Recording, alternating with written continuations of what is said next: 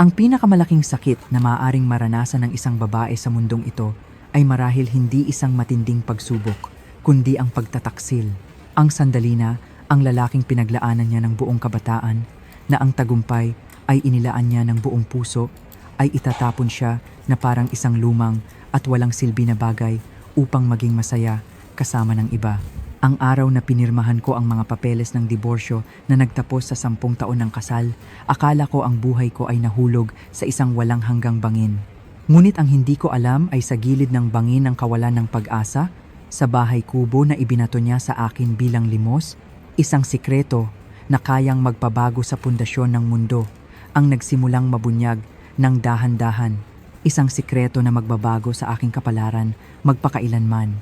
Noong umagang iyon, ang langit ng Maynila ay kasing kulay abo ng aking kaluluwa.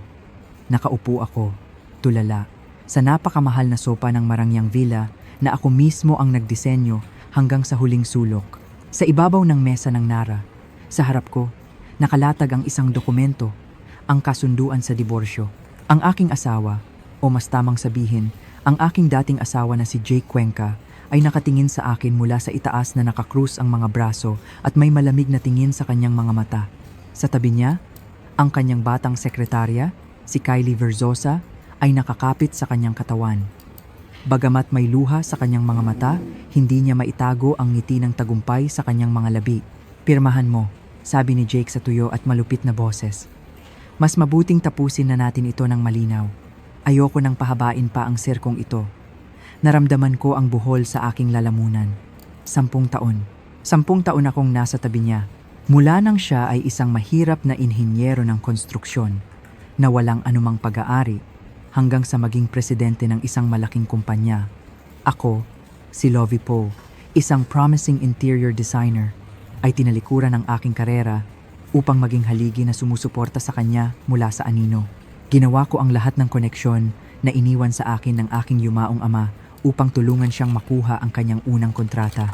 Gumugol kami ng hindi mabilang na magdamag sa pagperpekto ng mga plano at ginawa ko ang lahat ng makakaya ko upang makuha ang paunang puhunan para sa kanyang negosyo. At ngayon, kapag nasa kanya na ang lahat posisyon at pera, ang unang taong itinatapon niya ay ako. At ang hatian ng ari-arian? Tanong ko na may nanginginig na boses. Hindi ito dahil sa kasakiman sa ari-arian, kundi dahil gusto kong makita kung gaano kalala ang kanyang kawalang hiyaan. Bumunghalit si Jake ng tawa na puno ng paghamak. "Hatian? Sa anong karapatan ka humihingi ng hatian? Ang villa na ito, ang kumpanyang ito, lahat ay pinaghirapan ko.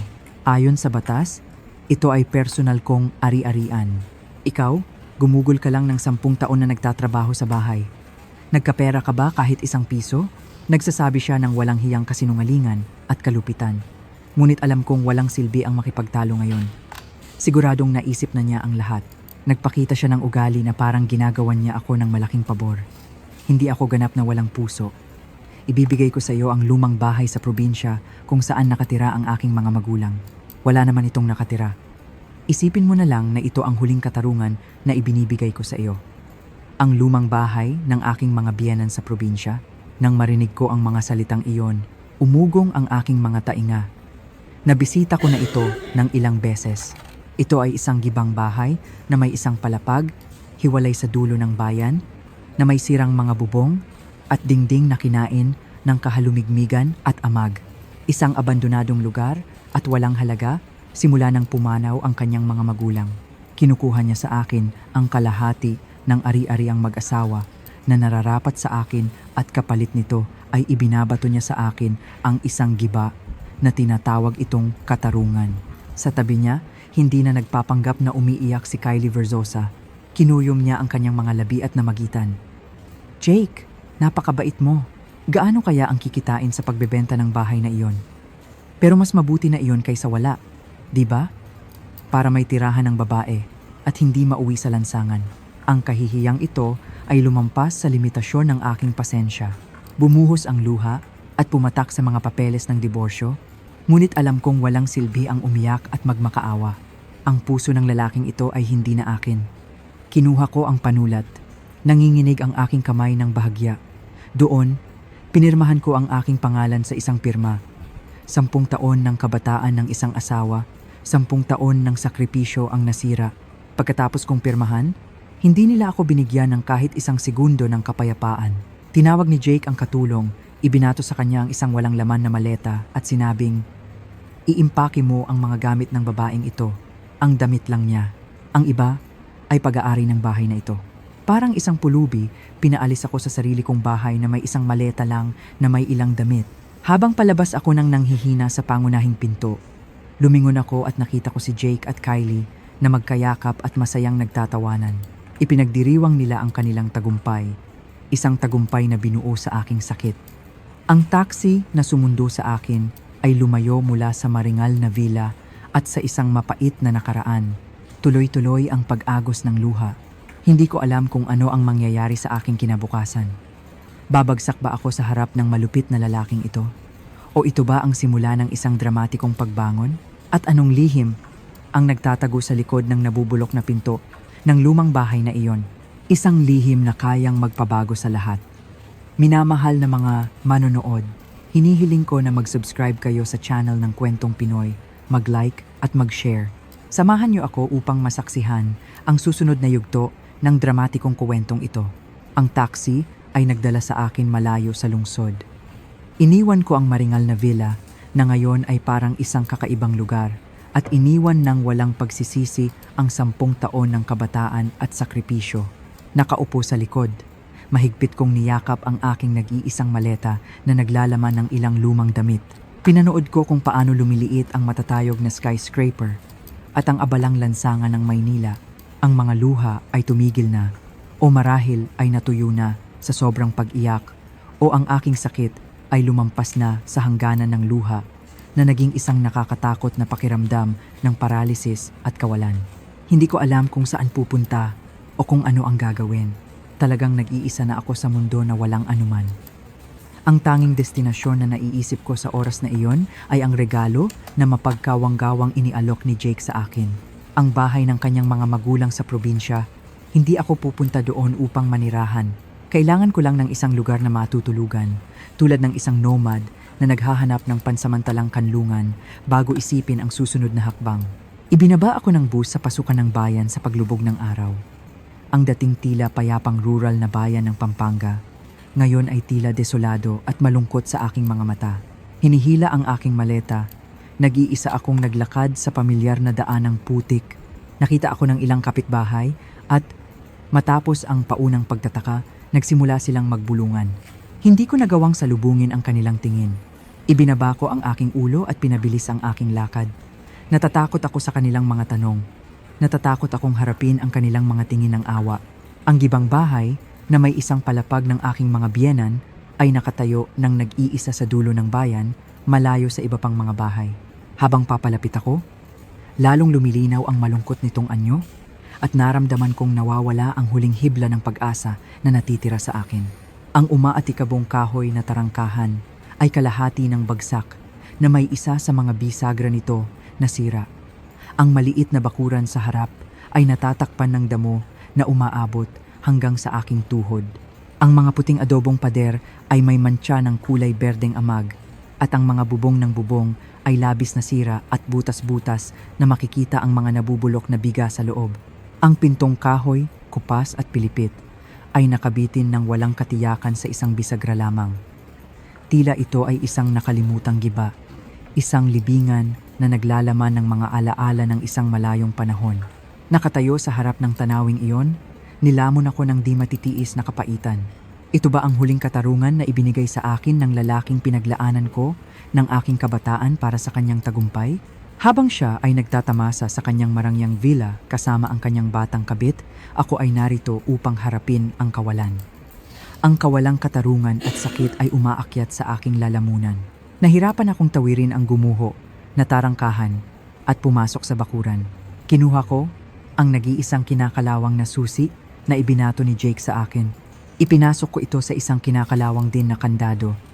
Matapos ang matagal na pagpupumilit, bumukas ang pinto na may tuyong kalampag. Isang amoy ng amag at kahalumigmigan na naipon sa loob ng maraming taon ang tumama sa aking ilong na nagpapabahin sa akin.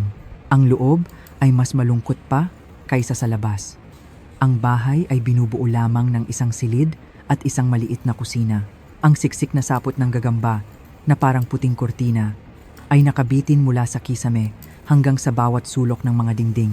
Ang sahig na baldosas na putik ay sira at lumubog sa ilang lugar at sa ilang bahagi ay tumubo ang mga damo sa pamamagitan ng mga bitak. Ang tanging muebles ay walang silbi na mga tira.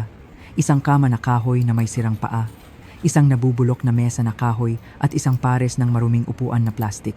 Lahat ay natatakpan ng makapal na alikabok. Ang alikabok ng pagkalimot. Ibinaba ko ang maleta sa malamig na sahig at bumagsak. Ang apat na tahimik na dingding ay tila nakatingin sa akin, nanunuya sa aking pagdurusa. Ang kalungkutan at sakit na pinigilan ko sa buong araw ay sa wakas ay sumabog. Inilibing ko ang aking ulo sa pagitan ng aking mga tuhod at umiyak ng mapait. Umiyak ako para sa aking 10 taon ng kabataan na niyurakan. Umiyak ako para sa aking bobong sakripisyo at umiyak ako para sa aking sarili. Walang tirahan, walang pera, sa bulsa, ganap na nag-iisa. Umiyak ako hanggang sa wala na akong luha, hanggang sa maubos ang aking katawan at nakatulog ako sa malamig na sahig sa pagitan ng mga abo ng aking nakaraan at isang madilim na kinabukasan. Habang ako ay tulog ng mahimbing sa malamig na sahig, sa pagitan ng mga dingding na may amag ng gibang bahay, bumalik sa akin ang mga alaala ng 10 taon na ang nakakaraan, kasing linaw at kasing sakit na parang nangyari kahapon. Mga alaala ng isang pag-ibig na dating napakaganda at dalisay, ngunit kung saan sumibol ang mga buto ng panlilinlang at pagtataksil ngayon. 10 taon na ang nakalipas. Hindi ako isang simpleng may bahay.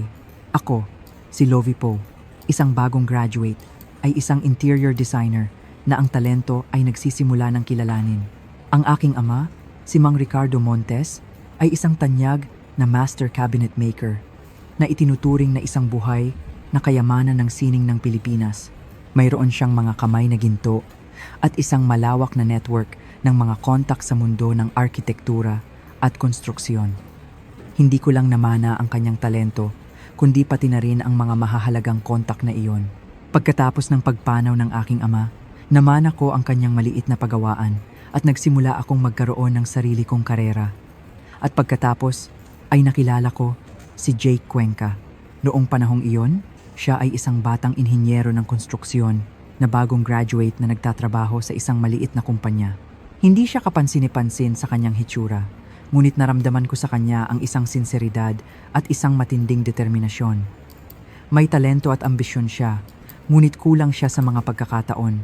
Na in love ako sa kanya, minahal ko ang kanyang pagiging simple at ang kanyang pambihirang lakas ng loob. Naniwala ako na ito ang lalaking mapagkakatiwalaan ko ng buong buhay ko. Nang magpasya kaming magpakasal, hindi ako nag-atubiling gamitin ang lahat ng mayroon ako upang tulungan siya. Nais niyang magtayo ng sarili niyang kumpanya, ngunit wala siyang puhunan o kontak. Inayos ko ang lahat gamit ang network ng kontak na iniwan sa akin ng aking ama. Ipinakilala ko siya sa malalaking investor at sa mga lumang kaibigan ng aking ama. Ang unang malaking kontrata na nakuha ng kumpanya ni Jake ay nakuha ko pagkatapos magmakaawa sa isang real estate investor, kaibigan ng aking ama.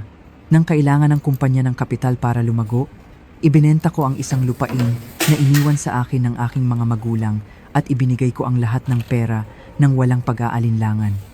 Ginawa ko ang lahat ng tahimik. Ayoko na maramdaman niya na may inferiority complex o intimidado. Gusto ko na makapagtaas siya ng ulo at sabihin sa mga tao na siya ay nagtagumpay sa sarili niyang sikap. At iyon ang aking pinakamalaking pagkakamali. Ang aking tahimik na sakripisyo ay hindi nagbigay inspirasyon ng pasasalamat, kundi naging pataba na nagbigay buhay sa kanyang pagmamataas at panlilinlang. Nagsimula siyang maniwala na ang lahat ng kanyang tagumpay ay dahil lamang sa kanyang talento. Unti-unti niyang kinalimutan ang asawa na sumuporta sa kanya sa anino, ang naghanda ng kanyang daan patungo sa tagumpay. At pagkatapos ay sinimulan niyang bumuo ng isang plano, ang pinakamalalim at pinakamalupit na plano ng panlilinlang. Lovie, sabi niya sa akin, ngayon na lumalago ang kumpanya.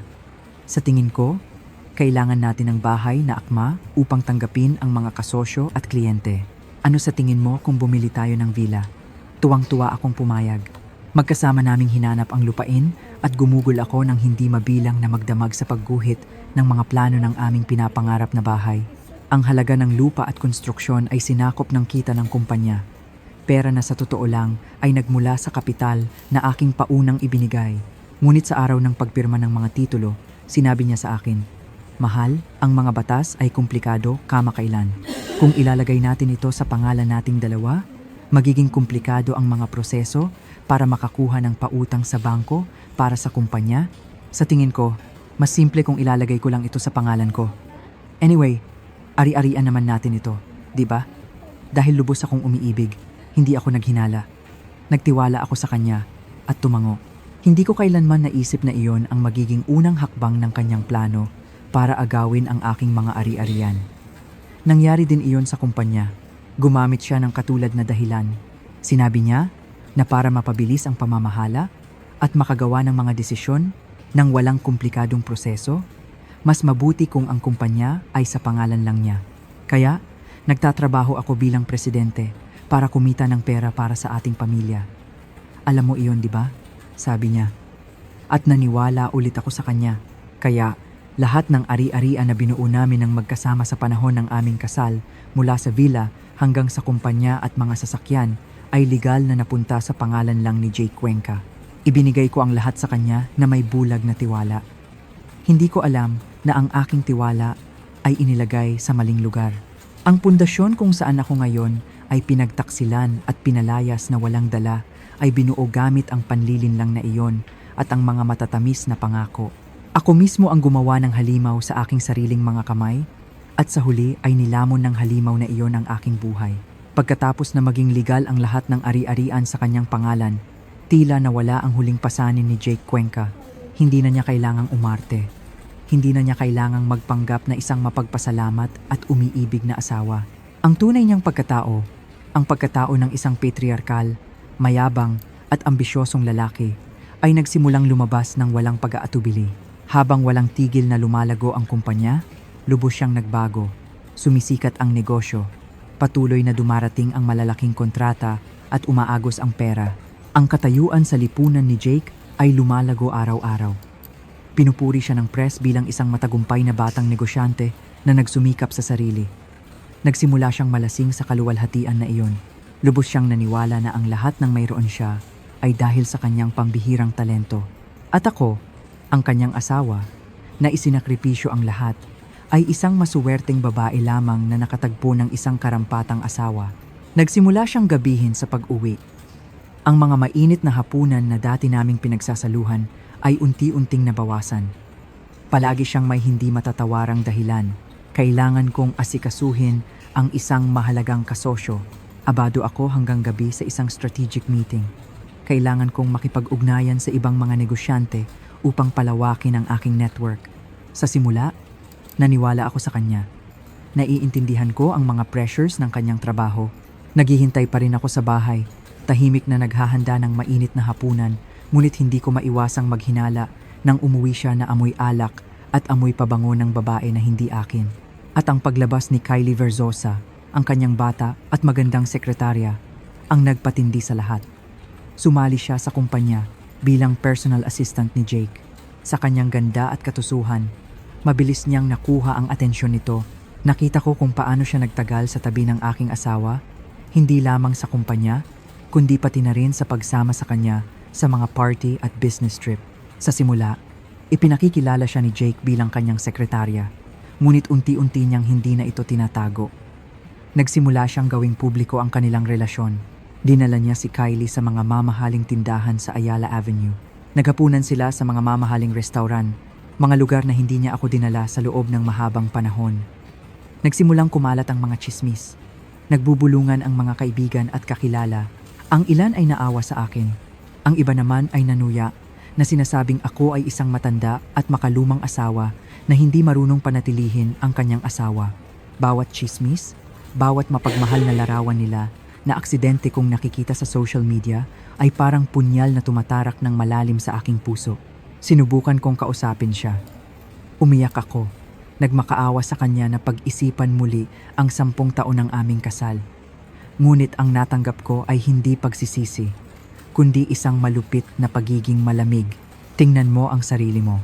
Lovie, Sabi niya sa akin isang gabi nang umuwi siya nang hindi karaniwang maaga.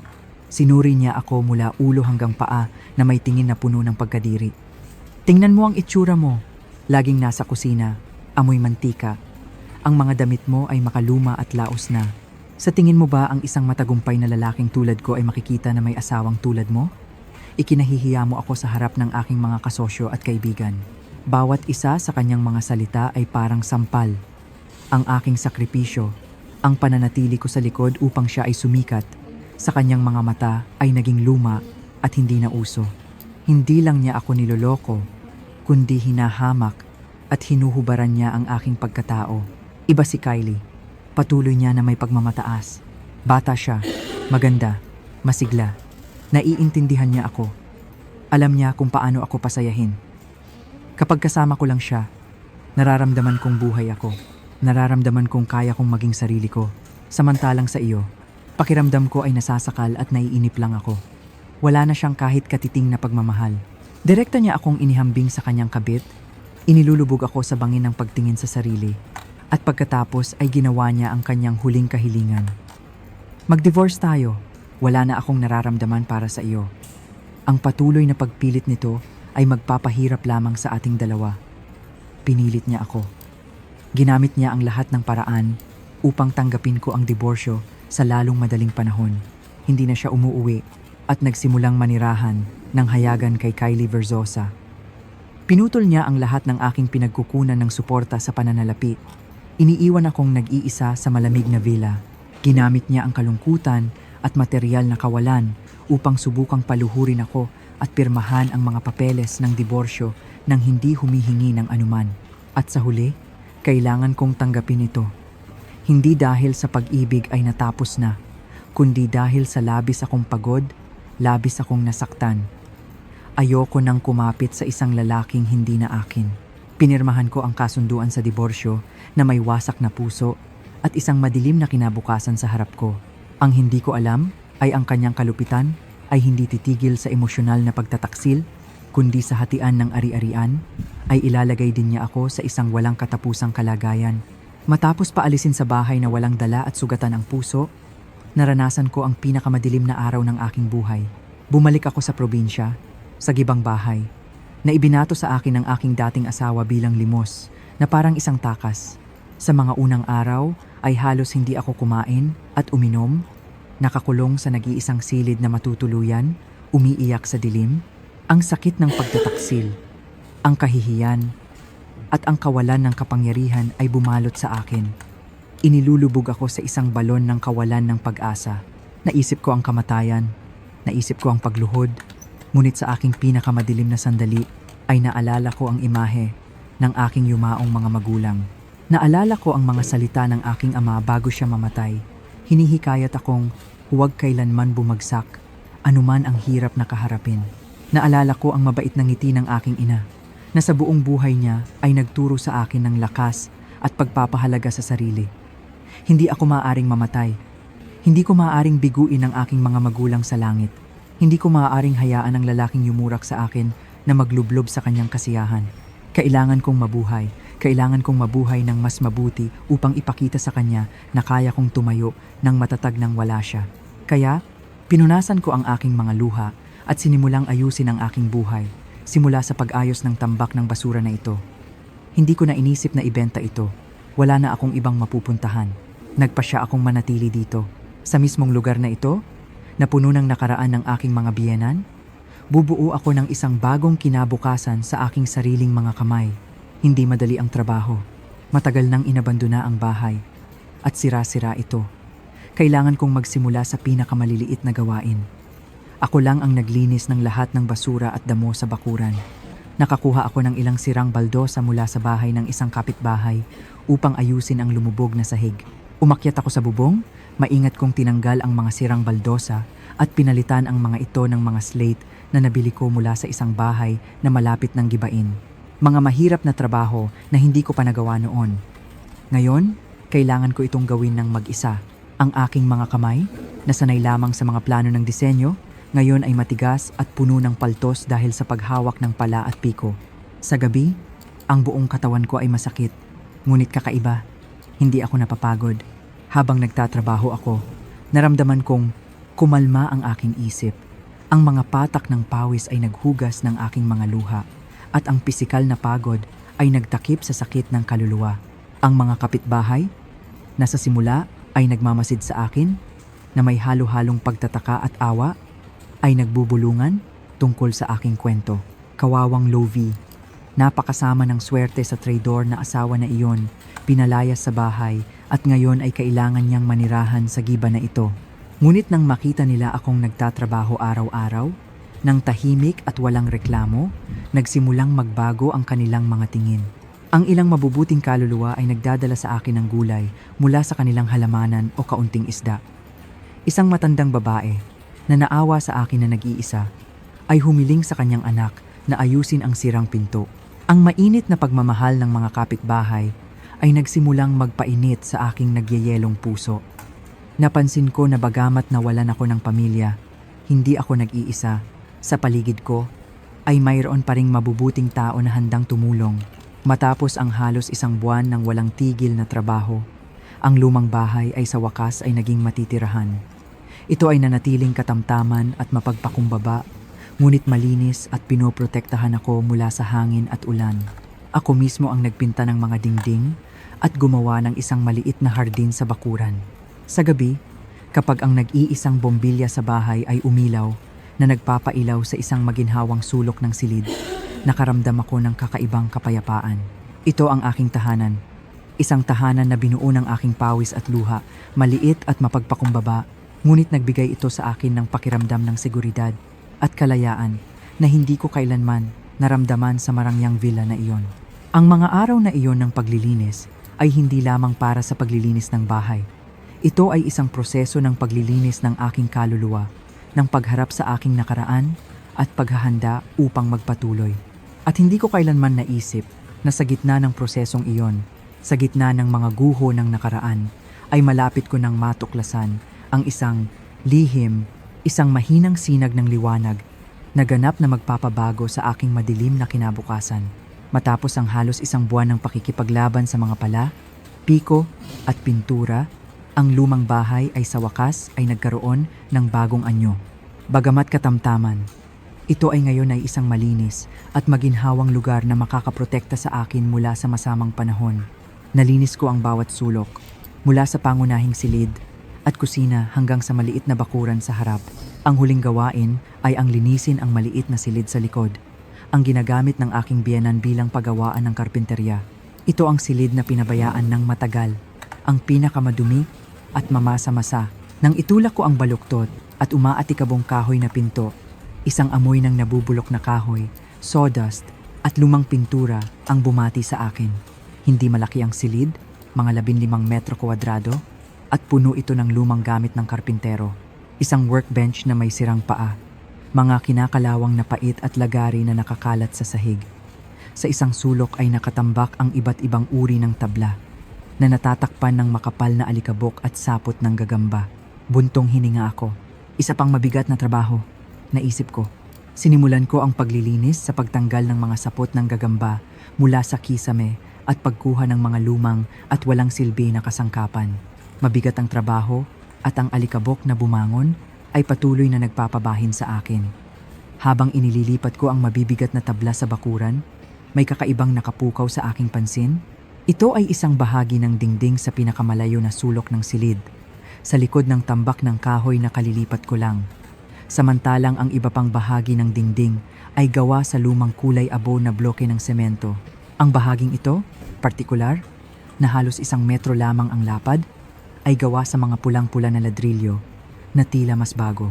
Hindi lamang ang material ang naiiba. Napakakaiba rin ang paraan ng pagkakalagay ng mga ito. Nakahanay ang mga ladrilyo, ngunit ang mga semento ay napakanipis, halos wala sa ilang bahagi. Tila hindi ito ginawa upang maging matibay, kundi parang pansamantalang tambak. Ito ay parang isang clumsy na pagtatakip sa isang lumang damit. Ang aking kuryosidad, na nabuo sa loob ng maraming taon sa sektor ng disenyo at konstruksyon, ay nabuhay. Bakit may ibang dingding dito?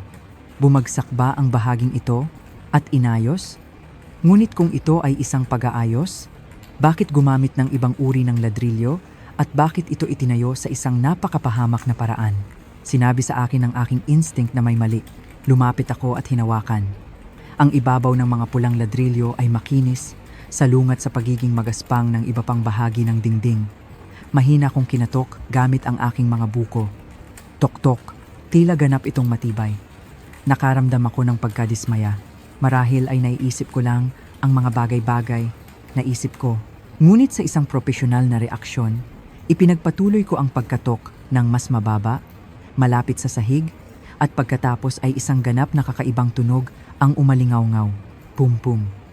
Hindi na ito ang matibay na tunog ng ladrilyo at semento, kundi isang tunog na malalim. Kumakabog ng malakas ang puso ko. Pigil hininga ako at muling kumatok. Nang mas malakas. Pum-pum. Malalim ito. May espasyo sa likod ng dingding na ito. Isang agos ng damdamin at kaba ang bumalot sa akin na nagpapakalimot sa lahat ng pagod. Nang walang pag-aalinlangan, tumakbo ako at naghalungkat sa tambak ng lumang kasangkapan na kalilinis ko lang. Sa kabutihang palad, nakakita ako ng isang maliit na kinakalawang na martilyo, ngunit matibay pa rin. Bumalik ako sa silid na may martilyo sa kamay. Nakatayo sa harap ng kakaibang dingding, huminga ako ng malalim upang magtipon ng lakas. Bienan, dasal ko sa aking kalooban. Kung ito ay isang bagay na iniwan ninyo, mangyaring alagaan ninyo ako. Pumikit ako at buong lakas na pinukpok ang bahagi ng dingding kung saan umalingaw-ngaw ang hollow sound. Crack. Isang malakas na ingay ang umalingaw-ngaw habang ang manipis na semento sa mga pagitan ay gumuho at isa sa mga ladrilyo ay nabitak. Idinilat ko ang aking mga mata. Nagalak. Ilang beses ko pang pinukpok. Crack, crack. Ang mga ladrilyo ay nasira isa-isa na nagbubunyag ng isang madilim at malalim na espasyo sa loob. Isang ulap ng alikabok ng apog ang bumangon na nagpabalik sa akin ng ilang hakbang, tinatakpan ang aking ilong at umubo. Nang humupa ang alikabok, dahan-dahan akong lumapit. Isang lihim na espasyo ang lumitaw sa aking mga mata. Hindi ito masyadong malaki. Halos sapat lang para makapasok ang isang tao. Mula sa loob ay nanggaling ang isang malamig na hangin, kasama ang isang amoy ng mahalagang kahoy, ng sinaunang lupa, isang sinaunang at misteryosong amoy na hindi ko pa kailanman naamoy. Ang puso ko ay kumakabog na parang sasabog. Nang nanginginig ang mga kamay, inilabas ko ang aking mobile, inaktibo ang flashlight at itinuro sa loob. Ang mahinang sinag ng liwanag ay dumaan sa dilim, hanggang sa huminto sa isang bagay na tahimik na nakalagay. Ito ay isang baul, isang lumang baul na gawa sa kahoy, na may masalimuot na inukit at isang malaking berde-berdeng tansong kandado. Hindi ako makahinga, isang lihim na baul. Bakit ang aking mga biyenan na mga simpleng karpintero at magsasaka ay magtatago ng isang baul sa isang lihim na compartment na tulad nito? Ano ang nasa loob? Alahas ba o isang mas masahol pa na lihim? Libo-libong tanong ang umiikot sa aking ulo na nagpapabagsak sa akin ng matinding takot at kuryosidad. Alam kong ang buhay ko ay malapit ng kumuha ng ganap na kakaibang landas at ang pinto sa landas na iyon ay ang baul na gawa sa kahoy na tahimik na nakalagay sa harap ko. Marahil ay walang sinuman ang makapagpipigil sa kanilang kuryosidad sa isang lihim na pinto. Hindi ako naiiba. Ang paunang takot ay agad na napalitan ng matinding pagnanais na malaman kung ano ang nakatago sa loob ng lumang baul na iyon.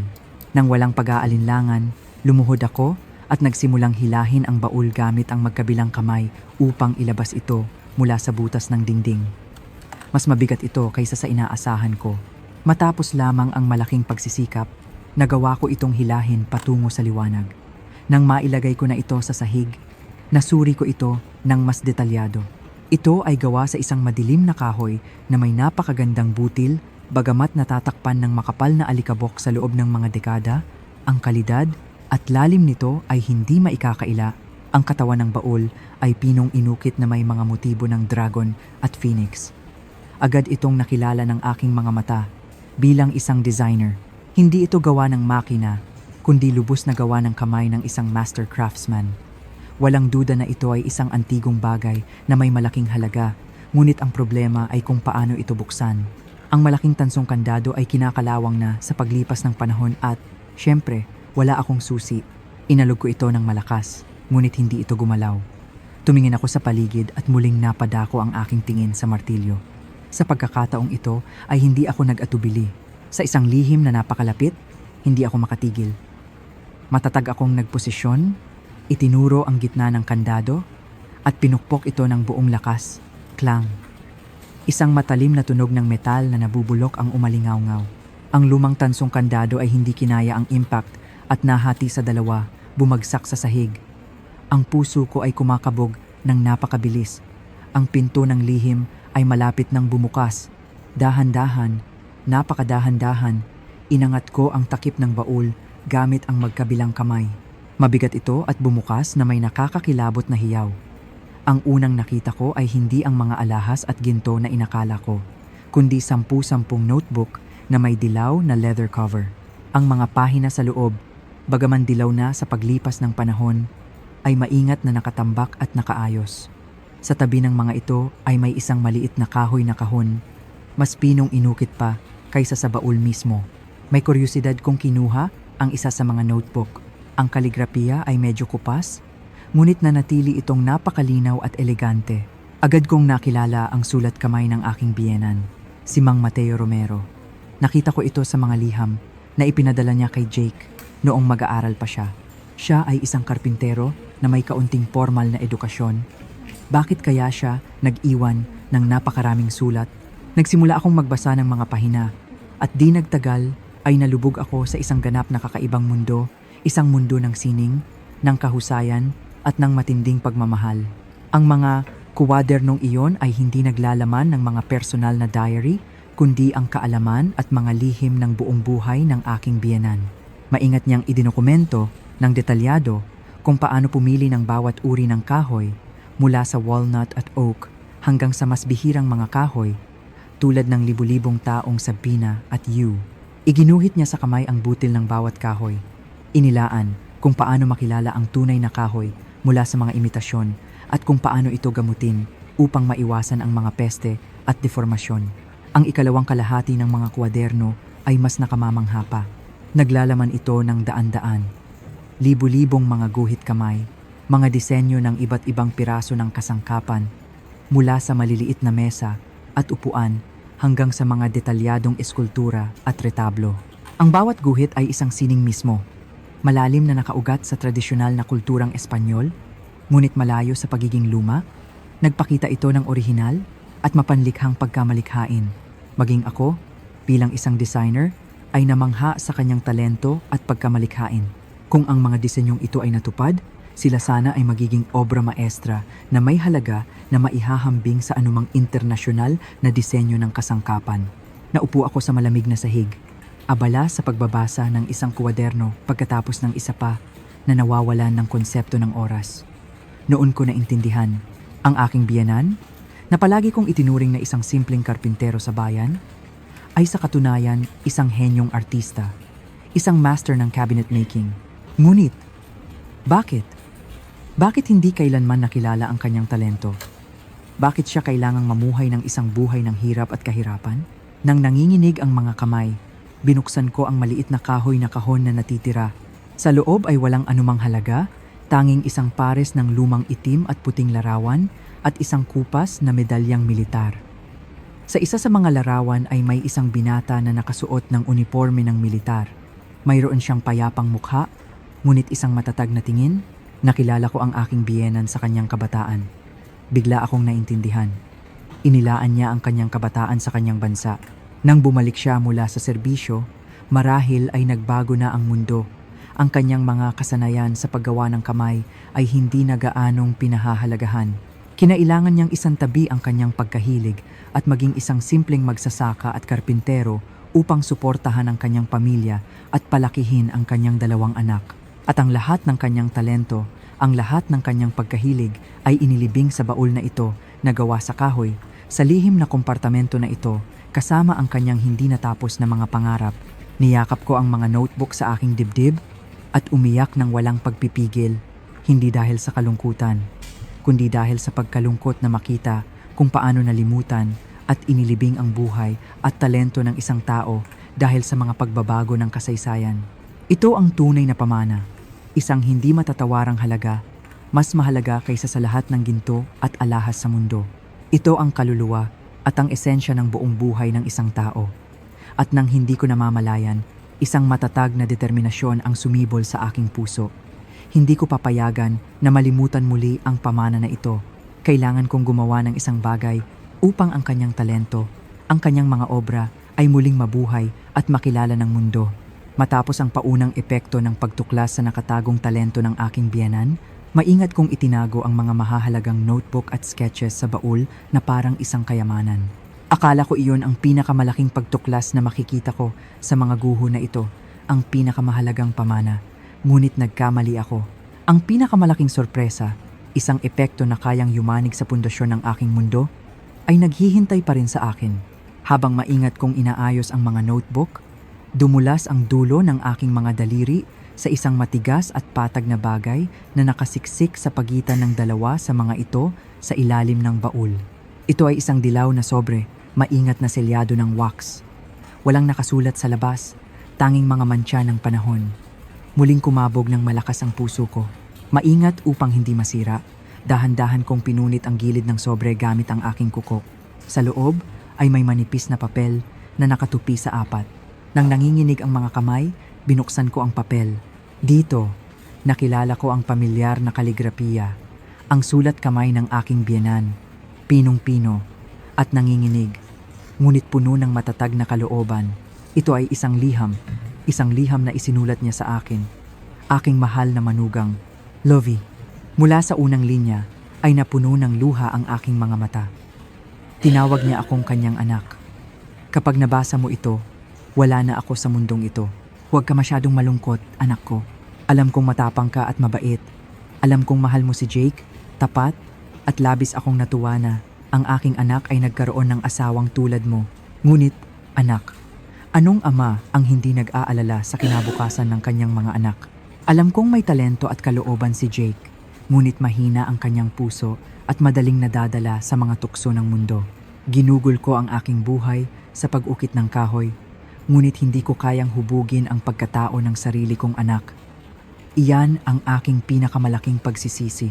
Ang mga kuwadernong ito ang bunga ng aking buong buhay. Ikaw na isa ring designer, maiintindihan mo ang halaga nito. Itago mo ang mga ito bilang alaala, ang hindi natapos na pangarap ng isang matandang karpintero. Ngunit Lovey, ang tunay na pamana na nais kong iwan sa iyo at sa iyong asawa, hindi nais kong iwanan sa iyo, ay wala sa loob ng baul na ito. Sandali akong huminto, wala sa baul na ito. Kung gayon, nasaan? Naramdaman kong kumabog ang aking puso habang patuloy akong nagbabasa. Ang pinakadakilang kayamanan ay nasa paligid mo, nasa halaga ng mismong bahay na ito. Tingnan mo ang bahay na ito muli sa aking kaalaman at sa iyong mga mata ng isang designer, pagkatapos ay maiintindihan mo. Hindi ko kayo mabigyan ng buhay na may agarang yaman, ngunit iniwan ko sa inyo ang pinakamatatag na pundasyon. Mangyaring gamitin ninyo ito ng matalino, at anuman ang mangyari, huwag ninyong mawala ang inyong dignidad at pagmamataas. Buong pagmamahal para sa aking anak, ang iyong biyenan. Ang liham ay nagtapos doon. Iniiwan akong nasa matinding kalituhan at kuryosidad. Ang halaga ng bahay, ang pinakamatibay na pundasyon. Ano ang ibig sabihin ng kanyang mahiwagang mga salita? Ang bahay na ito ay isang guho lamang na malapit ng gumuho. Anong iba pang halaga ang maaari nitong taglayin? Itinupi ko ang liham at maingat na inilagay sa aking bulsa. Umalingaw-ngaw sa aking ulo ang kanyang mga salita. Tumayo ako. Lumabas sa lumang workshop at sinimulang suriin muli ang buong bahay. Ngunit sa pagkakataong ito ay hindi sa mga mata ng isang naglilinis, kundi sa analytical na tingin ng isang profesional na designer. Nagsimula ako sa pangunahing silid. Mahina kong kinatok ang bawat kahoy na biga na sumusuporta sa kisame. Natatakpan ang mga ito ng madilim na kulay kape na pintura, ngunit sa ilang bahagi ay nabakbak ito na nagbubunyag ng kahoy sa loob, na kulay abo sa alikabok at panahon. Tila karaniwan itong mga biga na kahoy. Tumingin ako sa itaas, sa komplikadong network ng mga balangkas at kisame. Luma na rin ang mga ito at natatakpan ng sapot ng gagamba. Buntong hininga ako. Marahil ay labis kong pinag-asa ito. Ang halaga na sinasabi ng aking biyenan ay marahil ay sentimental na halaga, tulad ng mga alaala. Ngunit nang ako ay malapit ng sumuko, Isang maliit na detalye ang nakapukaw sa aking pansin. Ito ay nasa pangunahing biga ng sala, sa isang sulok malapit sa sahig. Ang pintura ay mas nabakbak kaysa sa ibang bahagi, na naglalantad ng kahoy. Yumuko ako at gamit ang aking kamay ay pinunasan ang makapal na alikabok sa bahaging iyon. Ang lumabas ay isang ganap na kakaibang kulay at butil. Hindi ito ang kulay abo at karaniwan na kahoy. Ito ay may madilim na pulang kulay at mainit. At ang butil ay hindi diretsyo, kundi magkakaugnay na bumubuo ng kakaibang mga pattern. Sa ilang bahagi ay parang ulap. Sa iba naman ay ang mukha ng isang tigre. Naramdaman kong tumigil ang puso ko. Nabasa ko ang tungkol sa butil na ito sa kung saan. Tumakbo ako pabalik sa workshop at kinuha ang isa sa mga notebook ng aking biyenan, ang tungkol sa mahahalagang kahoy. Nang nanginginig ang mga kamay, binuklat ko ang mga pahina at sa wakas ay natagpuan ko ito. Isang pahina na may guhit kamay na sketch na kaparehong-kapareho ng butil na kalilita ko lang nakita. At sa ilalim ay may tala mula sa aking biyenan.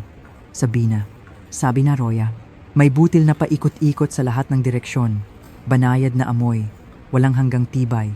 Ang kahoy ng mga hari na hindi nabubulok sa loob ng 1,000 taon. Sabina, Sabina Roja, naramdaman ko ang kuryente na dumaloy sa buong katawan ko. Hindi ako makapaniwala sa nakikita ng aking mga mata. Sabina Roja, isa sa pinakabihira at pinakamahal na kahoy sa mundo. Isang kahoy na ang halaga ay kinakalkula ayon sa bigat na parang ginto. Tumakbo ako palabas. Nakakita ako ng isang piraso ng kutsilyo at maingat kong kinaskas ang isang manipis na patong ng nakalantad na kahoy. Isang banayad na amoy, bahagyang matamis at malinaw, tulad ng insenso, ang kumalat sa hangin. Walang duda, imposible itong malito. Nanginginig ang buong katawan ko. Isang hindi kapani-paniwala, baliw na ideya, na naging isang hindi kapani-paniwala na katotohanan ang nagsimulang mabuo sa aking ulo. Maaari kayang? Tumakbo ako na parang baliw. Lumipat ako mula sa biga patungo sa biga. Kinakaliskis ang lumang pintura gamit ang kutsilyo at sa lahat ng dako ay pareho lang. Sa ilalim ng pangit na kulay abong balat ay ang mainit na kulay pula at ang magandang butil ng Sabina. Ang mga biga, ang mga balangkas, ang mga bubungan at maging ang makakapal na tabla na ginamit bilang mga partisyon. Lahat, ganap na lahat, ay gawa sa pulang Sabina. Bumagsak ako sa sahig, nakaupo, tumingin ako sa itaas, sa istruktura ng bahay, sa mga biga at haligi na matatag na sumusuporta sa bubong. Sa aking mga mata, hindi na sila mga piraso ng nabubulok na kahoy. Sila ay isang kayamanan, isang napakalaking kayamanan, isang obra maestra na walang kasing halaga. Ang aking biyenan, sa kanyang talento at pananaw, ay gumugol ng buong buhay sa pagkolekta ng mahalagang kahoy na ito at ginawa niya ito upang buuin ang balangkas ng bahay na ito. At pagkatapos, sa isang espesyal na pintura, isang perpektong camouflage, itinago niya ang tunay na halaga nito, na ginawang guho ang isang obra maestra. Ito ang kayamanan na kanyang sinasabi.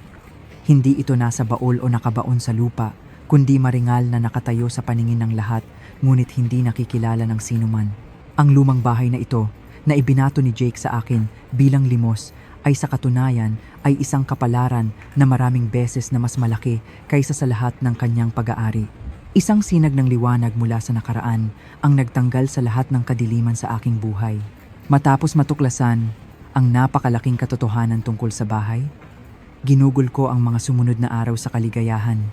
Ngunit sa kalituhan at pag-aalala din, masaya ako na malaman na hindi na ako isang pulubi, na nagmamay-ari ako ng kayamanan na kayang baguhin ang aking buhay ng lubusan.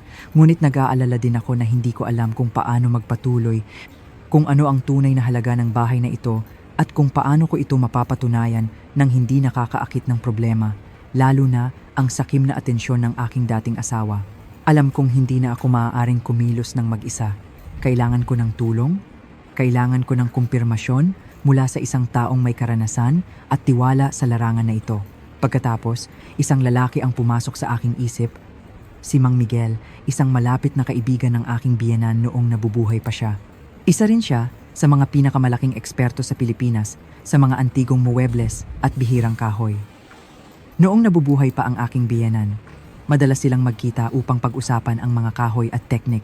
Nagtiwala ako na siya lang ang makakatulong sa akin ngayon. Nagtagal ako bago ko nahanap ang numero ng telepono niya. Nang tawagan ko siya at ipakilala ang sarili ko bilang manugang ni Maestro Ricardo Montes, labis siyang nagulat at natuwa. Tinanong niya ako ng marami tungkol sa aking sitwasyon at nang marinig ang aking mga paghihirap, agad siyang nagsabi, "Anak, huwag kang umalis diyan. Bukas na bukas ay bababa ako upang makita ka." Dahil sa bagay na iyan, paano ko naman kayang hindi makialam? Tapat sa kanyang salita, kinabukasan, isang mamahaling sasakyan ang huminto sa harap ng aking gibagibang bahay. Bumaba si Mang Miguel mula sa sasakyan. Mayroon pa rin siyang anyo ng isang simpleng artesano, ngunit may aura ng pagiging pino at katalinuhan. Tiningnan niya ang bahay, pagkatapos ay ako, at bumuntong hininga. "Anak, gaano ka siguro nagdusa?" Inanyayahan ko siya pumasok. Pumasok siya at sinuri ang mga biga at haligi. Ngunit sa simula ay walang ipinakitang espesyal na reaksyon. Gayunpaman, nanggabayan ko siya sa gitnang biga kung saan ko natuklasan ang lihim at ipinakita sa kanya ang bahagi ng sabina kung saan nabakbak ang pintura, lubos na nagbago ang kanyang ekspresyon. Dahan-dahan siyang lumapit, nagsasalamin na may magnifying glass at yumuko upang suriin ng maingat. Hinawakan niya ito ng kanyang mga daliri. Inilapit ang kanyang ilong at mahina itong inamoy. Ang kanyang mukha ay nagbago mula sa pagiging kalmado patungo sa pagkabigla at sa wakas, sa lubos na pagkamangha, umatras siya, tiningnan ang buong istruktura ng bahay at pagkatapos ay tiningnan muli ako. Nanginginig ang kanyang boses sa pagkadama. "Diyos ko, Lovie, alam mo ba kung saan ka nakatira?" Tumango ako na nanginginig din ang boses.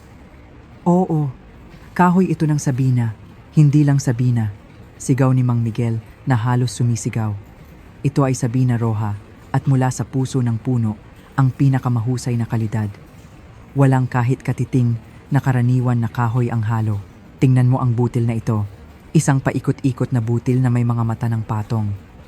Ito ay mula sa iba't ibang uri na tinatawag nilang pulang ginto ng kabundukan, ang pinakabihira at pinakamahal.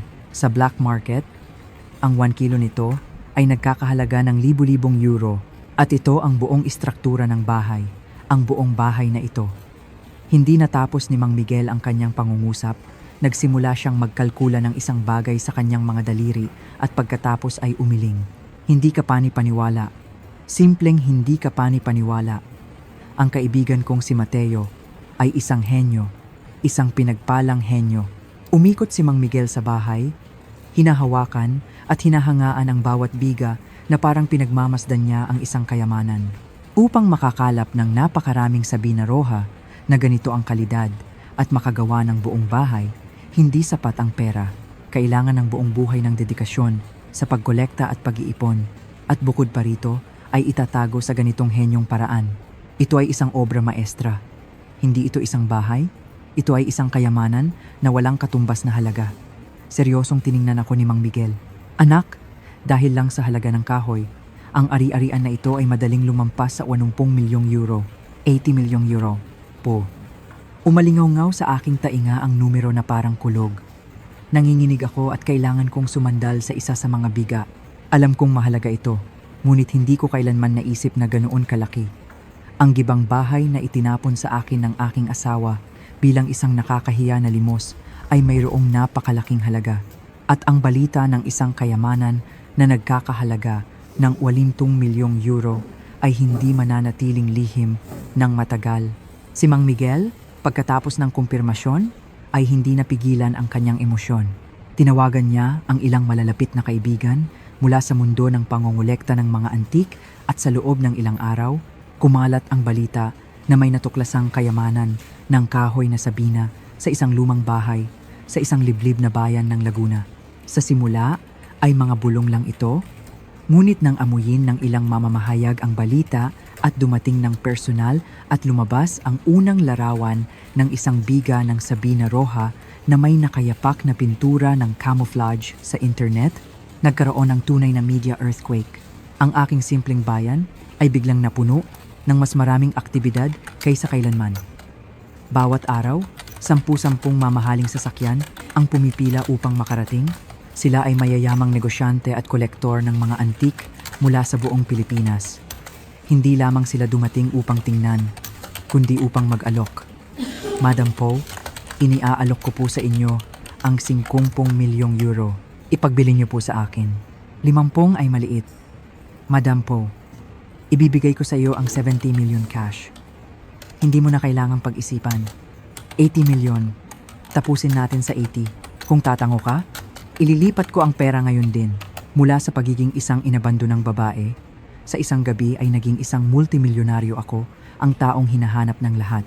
Ang buhay ko ay talagang lumipas sa isang bagong kabanata. Isang kabanata ng kinang at kapangyarihan, at alam kong hindi titigil dito ang lindol na ito. Sa lalong madaling panahon, ang balita ay maririnig ni Jake Cuenca at Kylie Verzosa, at pagkatapos ay magsisimula ang tunay na drama, ang paghaharap na matagal kong hinihintay. Naniniwala ba kayo sa kasabihan na ang nakalaan na lumabas sa liwanag ay laging lumalabas? Ang nakakagulat na balita ng pagtuklas ng isang kayamanan ng kahoy na Sabina na nagkakahalaga ng 80 milyong euro ay hindi matago ng matagal. Kumalat ito ng mas mabilis kaysa isang bagyo na sumisira sa bayan ng probinsya at umabot sa lungsod. At sa wakas ay narating nito ang pandinig ng dalawang taong pinaka-inaasahan kong makarinig nito, sina Jake Cuenca at Kylie Verzosa. Sa oras na iyon ay tinatamasa nila ang isang buhay ng kasiyahan. Si Jake, matapos matagumpay na mawala ang pasanin na ako, ay opisyal na inilipat si Kylie sa villa. Nagdao sila ng mararangyang party, ipinagmamalaki sa kanilang mga kaibigan ang kanilang tagumpay at tunay na pag-ibig. Lasing pa rin sila sa tuktok ng kanilang pagtataksil, nang hindi man lang nagkakaroon ng ideya na may bagyo na papalapit, isang bagyo na sisira sa lahat ng kanilang huwad na pagmamataas. Ang unang nakakaalam ay si Kylie. Mayroon siyang grupo ng mga kaibigan na mahilig magtsismis at magkalat ng tsismis sa social media. Isang umaga, habang sinusuri ang kanyang mobile, pinadalhan siya ng isang kaibigan ng link sa isang artikulo na may kakaibang mensahe. Uy, ang ex-husband mo ay nanalo sa loto kasama ang ex-wife niya. Paano siya biglang naging multimilyonarya? Sa simula, nanuya si Kylie. Akala niya ay isang nakakatawang tsismis lang iyon. Ano ang gagawin niya? Sagot niya sa kaibigan.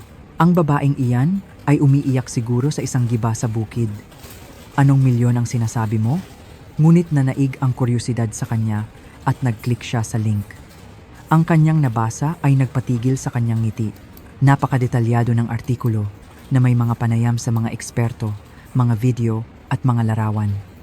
Lumabas ang pamilyar na giba na bahay, ngunit sa loob ay nakikita ang mga biga ng Sabina Roja na may magandang butil.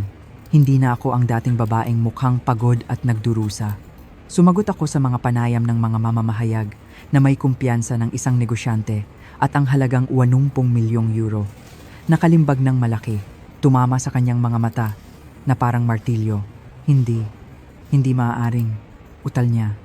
At bumagsak ang kanyang mobile sa sahig. Tumakbo siya sa silid upang hanapin si Jake. Tulog na tulog siya matapos ang isang gabing inuman kasama ang kanyang mga kasosyo. Jake, bumangon ka ngayon din. May nangyari na masama. Malakas niya itong niyugyog. Umupo si Jake na naiinis. Anong gulo ito ng maaga? Hayaan mong matulog ang tao. Matulog? Paano ka matutulog? Sigaw ni Kylie na hysterical at hindi makapaniwala. Ipinapakita sa kanya ang mobile sa mukha. Tingnan mo ito. Tingnan mo ang ginawa ng ex-wife mo. Ang gibang bahay na ibinato mo sa kanya, lumalabas na isang kayamanan. Isang kayamanan na nagkakahalaga ng 80 milyong euro. Hinimas-himas ni Jake ang kanyang mga mata at tiningnan ang screen ng mobile. Sa simula, hindi rin siya naniwala. Akala niya ay isang biro lang ito, ngunit nang makita niya ang mga larawan, ang mga numero at ang kumpirmasyon ng mga eksperto, nagsimulang magbago ang kanyang mukha. Ang kanyang antok na ekspresyon ay naging pagtataka, pagkatapos ay pagkabigla at sa wakas ay lubos na namutla. Kahoy ng Sabina. Sabina Roja, bulong niya na walang boses. Malabo niyang naaalala na nakita niya ang kanyang ama noong bata pa siya. Tahimik na inukit ang mga piraso ng kahoy na may matinding kulay pula at kakaibang amoy. Sinabi ng kanyang ama na ito ang kahoy ng mga hari. Isang napakahalaga. Ngunit kalaunan, nang makita niya ang bahay na pininturahan ng isang nakakainip na kulay abo, inakala niya na ito ay karaniwang kahoy. Hindi niya kailanman naisip na ang kanyang ama, isang karpintero na kakaunti ang salita, ay tahimik na gumawa ng ganoong obra maestra.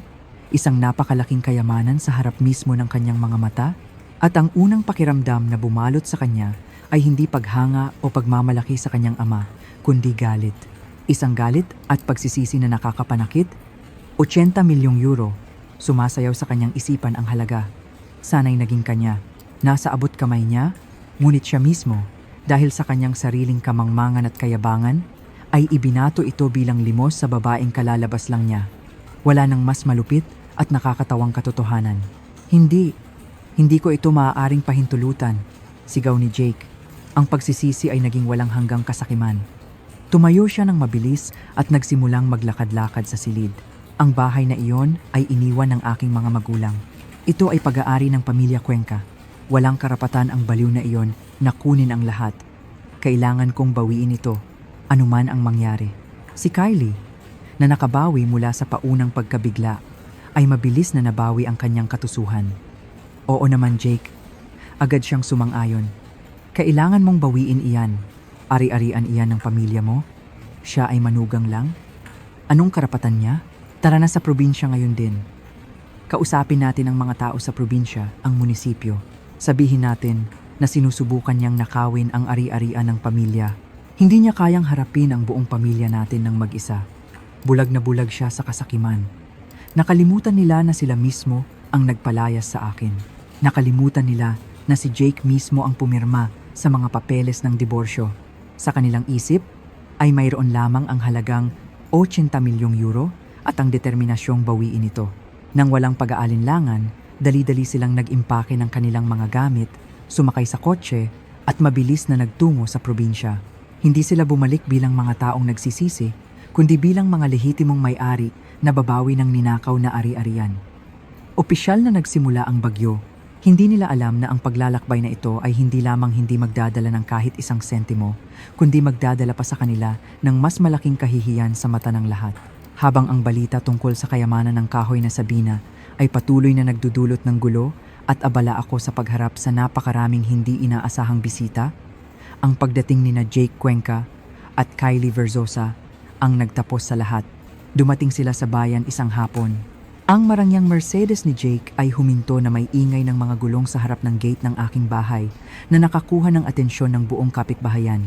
Bumaba si Jake at Kylie mula sa kotse, nakasuot na parang pupunta sa isang malaking okasyon. Siya, na may eleganteng suit. Siya na may kapansin-pansin na silk dress at matinding makeup. Hindi sila pumasok na parang mga bisita, kundi bilang mga may-ari na bumabalik sa kanilang ari-arian. Sa oras na iyon, ay nasa loob ako ng bahay na nakikipag-usap kay Mang Miguel at sa ilang iba pang bisita. Nang makita ko silang pumasok ng walang pasubali, hindi ako nagulat. Alam kong darating ang araw na ito. Maaga o huli. Lovie, lumabas ka rito. Sigaw ni Jake mula sa bakuran na may mayabang na boses. Lumabas ako ng tahimik, kasunod si Mang Miguel. Tiningnan ko sila at sinabi ng walang damdamin, "Anong ginagawa ninyo rito? Kung dumating kayo upang makita ang kayamanan, paumanhin, ngunit wala akong oras para tumanggap ng bisita." "Kayamanan?" Panunuya ni Jake. "Ang galing mo namang magsalita. Ito ang bahay ko, ang bahay ng pamilya Cuenca. Ang kayamanan na ito ay iniwan ng aking mga magulang. Ikaw ay isang dating manugang na diborsiyada lamang. Sa anong karapatan ka lumalakad dito na parang pag-aari mo ang lahat ng ito?" Sinimulan niya ang kanyang drama. Sadyang nagsalita siya ng malakas upang marinig ng mga kapitbahay na nagpapasyal sa labas.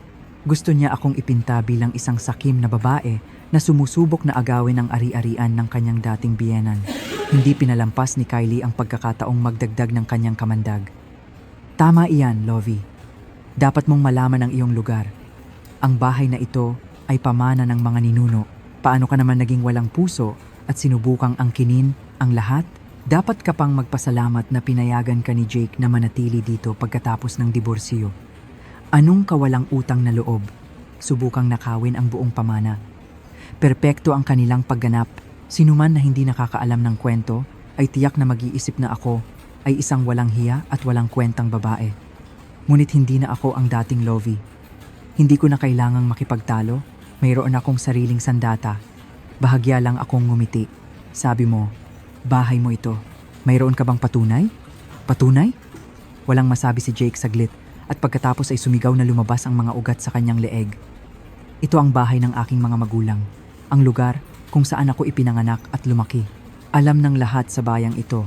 Anong patunay pa ang kailangan mo? Napakasama, sabi ko. Ngunit ang batas ay hindi batay sa mga salita, kundi sa mga dokumento. At ayon sa mga dokumento, ang bahay na ito at ang lahat ng nilalaman nito ay lehitimong pag-aari ko. Sinungaling ka! Sigaw ni Jake. Anong mga dokumento ang mayroon ka? Hindi ako sumagot. Sa halip ay senyasan ko si Mang Miguel. Siya, na handa na, ay kumuha ng isang bungkos ng papel mula sa kanyang briefcase at ibinigay kay Jake. Mang Jake, kumalma ka at basahin ito ng maingat. Narito ang lahat ng legal na dokumento na may kaugnayan sa bahay na ito. Kung mayroon ka pa ring pagdududa, ang aming abogado ay malugod na magpapaliwanag sa iyo. Kinuha ni Jake ang mga papel na nanginginig ang mga kamay. Nagsimula siyang magbasa. Ang una ay ang simple note mula sa rehistro ng ari-arian ng bahay at lupa. Sa section ng may-ari, ang pangalan ni Jake Cuenca ay naka-strike out na may pulang linya at sa tabi nito, malinaw na nakasulat ang pangalang Lovie Poe na may selyo at pirma ng tagapagtala ng ari-arian. Nagsimulang mamutla ang mukha ni Jake. Lumipat siya sa susunod na pahina at iyon ang huling saksak. Ito ay isang kopya ng kasunduan sa diborsyo na siya mismo ang pumirma at sa seksyon ng kasunduan sa ari-arian. Isang probisyon ang malinaw na nakasulat. Ang respondent na si Jake Cuenca ay sumasang-ayon na kusang hatiin at ibigay sa petitioner na si Lovie Poe ang buong pagmamay-ari ng dating tirahan ng kanyang mga magulang na matatagpuan sa lupain ng probinsya, kasama ang lahat ng ari-arian na nakakabit sa nasabing lupain.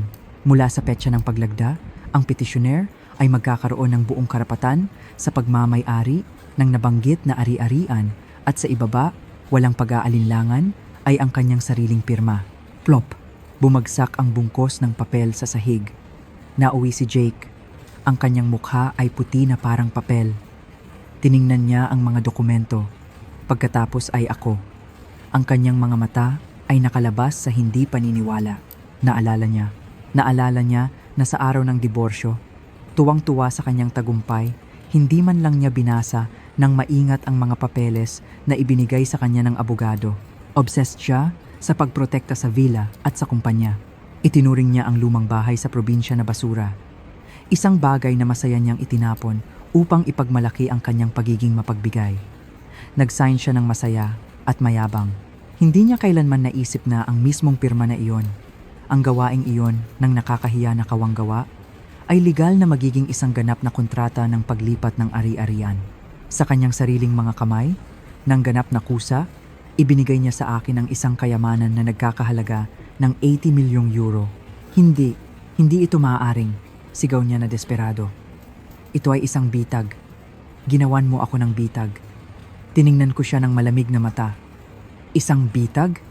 Hindi ako gumawa ng bitag sa sinuman. Inaasahan ko lang ang iyong kasakiman at kamangmangan. Ikaw mismo ang pumasok. Ikaw mismo ang pumirma. At ibinigay mo sa akin ang lahat. Maaari mo lang sisihin ang iyong sarili, Mang Jake. Tapos na ang legal na labanan. Wala nang mas nakakatawa at nakakasiyang pagtatapos. Natalo siya, lubos na natalo, tinalo ng kanyang sariling kayabangan, kapabayaan, at walang hanggang kasakiman. Matapos ang kanyang nakapipinsalang pagkatalo sa legal, kailangan ni na Jake Cuenca at Kylie Verzosa na lisanin ang aking bayan.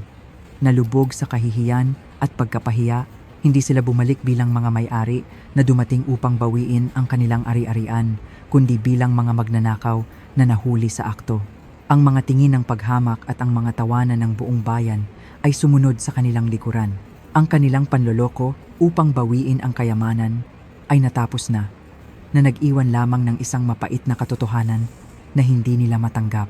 Si Jake, dahil sa kanyang sariling kayabangan at kamangmangan, ay nagbigay ng isang multimilyong kapalaran sa kanyang dating asawa. Siya mismo ang pumirma sa dokumento. Ang suntok na ito ay mas mapaminsala kay Jake kaysa sa anupaman. Para sa isang lalaking kasing sakim niya, ang mawalan ng 80 milyong euro ay mas masakit kaysa mawalan ng dangal. Ang sumunod na mga araw ay namuhay siya sa pagre-reproche sa sarili at galit. Hindi siya makapag-concentrate sa trabaho. Buong araw siyang nakakulong sa kanyang silid na umiinom at nagmumura. Tinawag niya akong tuso na babae. Minumura niya ang kanyang mga bobong magulang sa pag-iwan ng bombang naghihintay sa bahay. Minumura niya ang tadhana at ang buhay sa pagpapatawa sa kanya sa ganoong kasakit na paraan. Sinisira niya ang mga muebles at umuungal na parang isang nasugatan na hayop, ngunit wala siyang magawa. Lahat ng legal na dokumento ay napakalinaw. Siya mismo ang pumirma.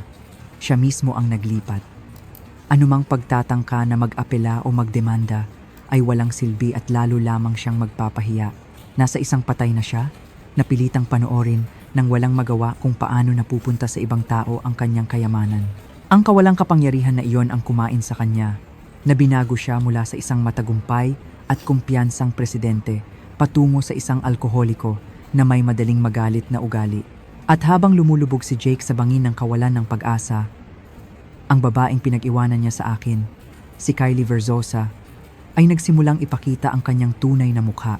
Ang tuso na aswang, nang makita na ang kanyang biktima, si Jake Cuenca, ay wala ng halaga na pwedeng pagsamantalahan, ay nagsimulang magplano ng kanyang pag-alis. Isang plano upang kunin ang natitira. Hindi na si Kylie ang matamis at masunurin na kabit. Nagsimula siyang magpakita ng pagkadismaya at pagkamayamot. Inakusahan niya si Jake ng pagiging walang silbi at walang kakayahan. Dahil sa isang kapabayaan sa isang sandali, nawalan ka ng isang malaking kapalaran. Napakabulag ko na sundin ang isang lalaking tulad mo. Sigaw niya sa mukha nito sa isa sa kanilang mga pagtatalo, ang villa. Na ilang buwan pa lang ang nakalipas ay kanilang pugad ng pag-ibig.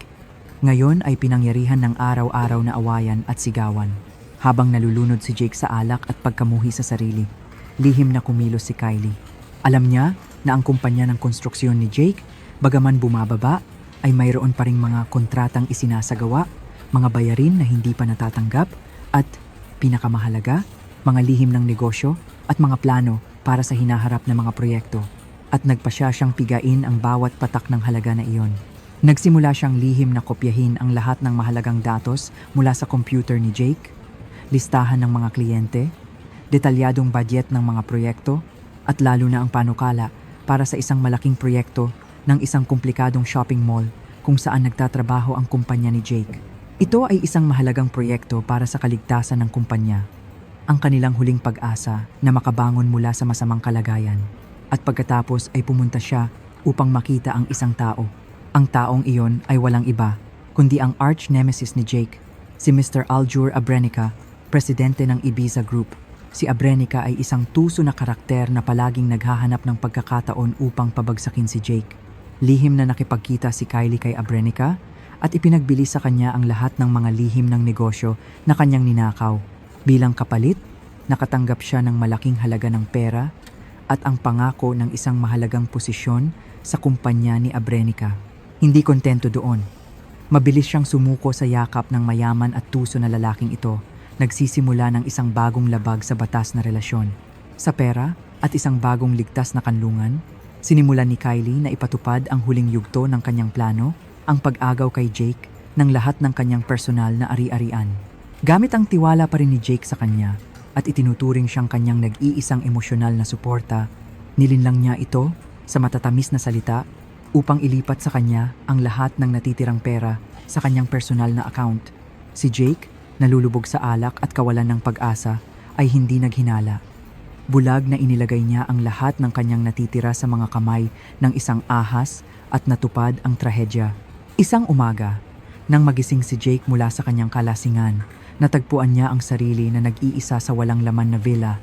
Nawala si Kylie, ang kanyang damit, ang kanyang mga alahas, at maging ang bagong kotse na binili niya para dito, lahat ay nawala. Dali-dali niyang sinuri ang kanyang bank account. Zero ang balanse. Tinawagan niya si Kylie, ngunit ang narinig lang niya ay ang mensahe. Ang numerong iyong tinawagan ay hindi available. Sa sandaling iyon, tumunog ang doorbell. Tumakbo siya upang buksan ang pinto. Umaasa na si Kylie ang bumalik, ngunit hindi. Sa harap niya ay may ilang hindi kilalang lalaki na may mukha na hindi kaaya-aya. Ikaw ba si Jake Cuenca? Ang bahay ay isinangla. Mayroon kang 24 oras para magbayad ng 50,000 euro o maghanda ka na para mag-impake. Naging paralisado si Jake sa kinatatayuan niya. Na-scam siya. Na-scam siya sa pinakamasakit at nakakahiya na paraan ng babaeng pinagtaksilan niya ang kanyang asawa at inabandona ang kanyang pamilya. Walang awa siyang ginamit. Ang bahay, ang kotse, maging ang huling sentimo na natitira sa kanya. Lahat ay inagaw sa kanya. Literal siyang nawalan ng lahat sa isang sitwasyon na mas miserable pa kaysa sa akin noon. Ang karma ay hindi lamang nagmula sa akin. Nagmula rin ito sa mga naging kasabwat sa kanyang krimen. Wala nang mas mapait at malupit na dobleng paghihiganti. Matapos agawin ang lahat ng kanyang ari-arian ng kanyang batang kabit at palayasin sa sarili niyang bahay, tunay na bumagsak sa kailaliman si Jake Cuenca. Walang mapuntahan at walang kahit isang piso sa bulsa, tanging isang kumpanyang bumabagsak at isang katawan na kinain ng alak ang natitira sa kanya. Ngunit hindi doon nagtatapos ang kanyang trahedya. Ang huling suntok, ang magpapahinto sa buong karera niya, ay darating pa. Pagkatapos ibenta si Jake sa kanyang kalaban, nawala si Kylie Versosa ng walang bakas. Ngunit ang mga lihim ng negosyo na ibinenta niya ay nagsimulang magdulot ng matinding pinsala. Si Aljur Abrenica, ang tuso na presidente ng Ibiza Group, kasama ang lahat ng plano at detalyadong budget na inihanda ng kumpanya ni Jake para sa proyekto ng shopping mall, ay agad na kumilos. Gumawa siya ng isang bagong panukala para sa bidding na halos eksaktong kopya ng kay Jake, ngunit nag-alok ng isang nakakagulat na presyo na walang katunggali ang makakapareho. Natural, sa mas magandang presyo at halos kaparehong plano, madali lamang nakuha ng Ibiza Group ang napakalaking kontrata na iyon. Si Jake, na inilaan ang lahat ng kanyang lakas at huling pag-asa sa proyekto na iyon, ay halos mabaliw nang marinig ang balita.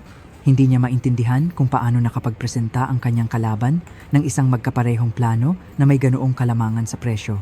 Sumigaw siya, nagmura, akala niya ay may espiya sa kanyang kumpanya. Ngunit hindi niya kailanman naisip na ang espiya ay ang babaeng pinagsamahan niya ng buhay.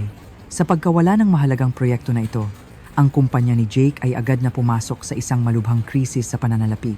Kailangan niyang mangutang kung saan-saan upang ihanda ang bidding at mapanatili ang kanyang napakalaking istruktura. Ngayon, sa pagkabigo ng proyekto, ganap na naputol ang cash flow ng kumpanya. Walang pera upang bayaran ang sahod ng mga empleyado o upang bayaran ang mga supplier ng materyales. At pagkatapos, inilunsad ni Aljur Abrenica ang kanyang pangalawang pag-atake, isang mas masama. Gamit ang listahan ng mga kliyente na ibinigay ni Kylie sa kanya, sinimulan niyang tanggalin ng maramihan ang mga empleyado at kliyente ng kumpanya ni Jake. Kinontak niya ang pinakamahuhusay na inhinyero, ang pinakamahuhusay na sales manager ng kumpanya ni Jake, at inalok sila ng napakaakit na sahod at posisyon. Kasabay nito ay nilapitan niya ang mga dating kliyente ni Jake, inaalok sila ng agresibong diskwento upang akitin sila sa kanyang panig. Nagkaroon ng malawakang pag-alis, napagod na sa napakapangit na sitwasyon ng kumpanya. At sa pagbagsak ng presidente nito, hindi nag-atubili ang mga pangunahing empleyado na umalis sa barko. Ang mga kliyente at kasosyo, dahil sa interes sa negosyo, ay mabilis ding tinalikuran si Jake. Ang barko ng Cuenca Constructions, na puno na ng mga butas, ay lumulubog sa isang hindi maibabalik na bilis. Ngayon ay may mas maraming butas na binuksan ng sarili nitong mga tripulante. Desperado, kinailangan ni Jake na ibenta ang mga natitirang ari-arian ng kumpanya, mga truck, scaffolding, makinarya upang bayaran ang mga utang at halos manatili sa ibabaw. Ang kanyang kumpanya, na dating isang prestihiyosong construction firm, ay ngayon ay isang walang laman na shell lamang na may ilang empleyado at isang bundok ng mga utang, ngunit hindi doon huminto ang trahedya. Ang huling suntok ay nagmula sa lugar na hindi inaasahan ni Jake, isa sa mga proyekto na dating itinayo ng kanyang kumpanya, isang luxury apartment building, ay biglang nagpakita ng malubhang problema sa istruktura. Lumitaw ang malalaking bitak sa dingding ng basement at bumaba ang tubig na nagbabanta sa istruktura ng buong gusali. Ang developer, matapos suriin ang dokumentasyon, ay natuklasan na ang kumpanya ni Jake. Upang bawasan ang gastos, ay arbitraryong gumamit ng mas murang waterproofing materials na iba sa itinakda sa kontrata. Agad nilang idinemanda ang kumpanya ni Jake para sa pandaraya at kapabayaan sa konstruksyon na humihingi ng multimilyong kabayaran para sa mga pinsala at gastos sa pag-aayos. Ang kasong ito, na sinamahan ng mga nakaraang iskandalo, ang siyang nagpuno sa baso. Ang kredibilidad ng kumpanya ni Jake ay lubos na nawasak Hindi lang siya nahaharap sa pagkalugi, kundi maaari rin siyang maharap sa parusa ng pagkakulong dahil sa pandaraya sa konstruksyon at sa pagbabanta sa buhay ng iba. Lahat ng kanyang binuo sa panlilinlang at pagtataksil ay naglaho na parang usok. Nawalan siya ng lahat. Nawala ang asawa na nagpakasakit para sa kanya. Nawala ang isang kayamanan na 80 milyong euro. Nawala ang kanyang kabit. Nawala ang kanyang yaman at ngayon maging ang kanyang karera. Bumalik siya na walang dala, mas masahol pa kaysa sa simula, na may malaking utang at isang kinabukasan sa bilangguan na naghihintay sa kanya. Ang presyo ng pagtataksil ay sa wakas ay nabayaran sa pinakamakatarungang paraan. Kapag ang isang tao ay nasa walang katapusang kalagayan, na lahat ng pinto ng kinabukasan ay nagsasara sa kanilang mga mata, sila ay may tendensiyang bumalik sa lugar na iniwan nila, hindi dahil sa pagsisisi, kundi dahil sa isang instinct na maghanap ng kaligtasan sa kawalan ng pag-asa. At ang aking dating asawa, si Jake Cuenca, ay hindi naiiba. Isang hapon na umuulan, habang nakaupo ako sa aking bahay na gawa sa kahoy, na ngayon ay maganda nang naibalik, tinatamasa ang isang tasa ng mainit na tsaa at pinagmamasdan ang mga patak ng ulan na bumabagsak mula sa bubong. Isang pamilyar at nanghihinang figura ang lumitaw sa harap ng aking tarangkahan. Si Jake ito. Napakalungkot ng kanyang anyo. Payat siya, na may balbas na pabaya at lumang damit na basa sa ulan. Walang natitirang bakas ng kanyang dating kayabangan o ng galit at hinanakit ng talunan. Ngayon ay tila siya isang inabando ng aso na naghahanap ng kanyang dating kanlungan sa gitna ng kawalan ng pag-asa. Hindi siya naglakas loob na kumatok sa doorbell o kumatok sa pinto. Nanatili lang siyang nanginginig sa ulan. Nakatingin sa loob ng bahay. Ang kanyang tingin ay puno ng pagsamo at pagmamakaawa. Nakita ko siya sa bintana, ngunit walang awa ang naramdaman ng aking puso. Sana ay binaliwala ko siya, sana ay isinara ko ang mga kurtina at hinayaan siyang doon hanggang sa siya ay bumagsak sa pagod, ngunit hindi ko ginawa. Alam kong panahon na para sa huling pag-uusap upang maglagay ng tiyak na wakas sa lahat. Lumabas ako ng tahimik na may payong. Nang hindi ko siya inaanyayahan pumasok, nanatili ako sa beranda. Tiningnan ko siya at sinabi ng walang damdamin, "Anong ginagawa mo rito?" Tumingala sa akin si Jake. Namumula ang kanyang mga mata. Nang makita ako, hindi na niya mapanatili ang huling bakas ng kanyang pagmamataas. Nanginginig siyang lumapit at lumuhod sa harap ko sa basang sahig ng bakuran. Lovie, sabi niya na may basag at desperadong boses. Alam kong anuman ang sabihin ko ngayon ay huli na, ngunit mangyaring, patawarin mo ako. Yumuko siya, bahagyang nanginginig ang kanyang mga balikat. Nagkamali ako mula ng araw na bulagin ako ng kasakiman. Inabandon ako ang pinakamabuting babae na nagsakripisyo ng lahat para sa akin. Akala ko ako ang hari ng mundo, na kaya kong magkaroon ng lahat. At ngayon napagtanto ko na wala ako nang wala ka. Tumingala siya, ang luha ay humahalo sa ulan sa kanyang mukha. Lovie, hindi kaya tayo magsimula ulit? Nangangako ako, sumusumpa ako, iiwanan ko ang lahat at magsisimula sa simula. Hindi ko kailangan ng kumpanya o ang luxury house o ang mga kotse. Kailangan ko lang ikaw. Magiging mabuting asawa ako. Babayaran ko ang lahat ng pinsalang ginawa ko sa iyo. Mangyaring, bigyan mo ako ng huling pagkakataon. Mga huling pagmamakaawa, luha ng pagsisisi. Kung ako ang Lovie ng isang taon na ang nakakaraan, marahil ay lumambot ang aking puso. Ngunit ang babaeng ako ngayon ay hindi na ang inosente na madaling malinlang ng matatamis na salita. Marami na akong pinagdaanan. Marami na akong naranasang pagtataksil upang makita ang tunay na kalikasan na nakatago sa likod ng pagganap na ito. Hindi ko siya tinulungang tumayo, pinanood ko lang siya ng tahimik. "Tumayo ka, Jake," sabi ko sa parehong kalmado na boses. Ang aking pagwawalang bahala ay tila nagulat sa kanya ng kaunti. Tiningnan niya ako na may ekspresyon ng hindi pagkakaintindihan. Bahagya akong ngumiti. Isang ngiti na mas malamig pa kaysa sa ulan ng taglamig. "Humihingi ka ng tawad na magsimula tayo ulit? Mukhang naniniwala ka pa rin na ako ang parehong bobong Lovie na dati na sa ilang luha at pangako ay lalambot muli ang puso ko." "Huwag kang magkamali, Jake. Sinimulan kong hubaran ang kanyang tunay na kalikasan sa mga salita na mas matalim pa kaysa sa kutsilyo. Sabi mo nagkamali ka dahil nabulagan ka ng kasakiman. Hindi, Jake. Ang pagkakamali mo ay sa ugat. Ang likas mo ay isang makasarili na iniisip lang ang sarili niya. Mula pa sa simula, nang linlangin mo ako ng matatamis na salita upang manatili ako sa anino at ilagay ang lahat ng ari-arian sa pangalan mo, hindi iyon pag-ibig, iyon ay pagkalkula. Naghahanda ka ba para sa araw na iiwanan mo ako? Sabi mo na pagtanto mo na wala ka nang walang ako? Talaga bang naniniwala ka dyan? O kaya'y nawalan ka lang ng pera, ng katayuan, nang walang pumupuri sa iyo at kaya ka naging wala? Dumating ka dito hindi dahil mahal mo pa ako, kundi dahil ako lang ang tanging pag-asa mo. Akala mo, dahil sa awa, ay bibigyan kita ng lugar na masasandalan, di ba? Natahimik siya. Bawat salita ko ay tumatama sa kanya. Humihingi ka ng pagkakataon na magsimula ulit at maging mabuting asawa. Muli akong ngumiti ng mapait. Jake, alam mo ba kung ano ang isang mabuting asawa? Ang isang mabuting asawa ay hindi kailanman malupit na iniiwan ng asawa na nasa tabi niya sa pinakamahihirap na sandali.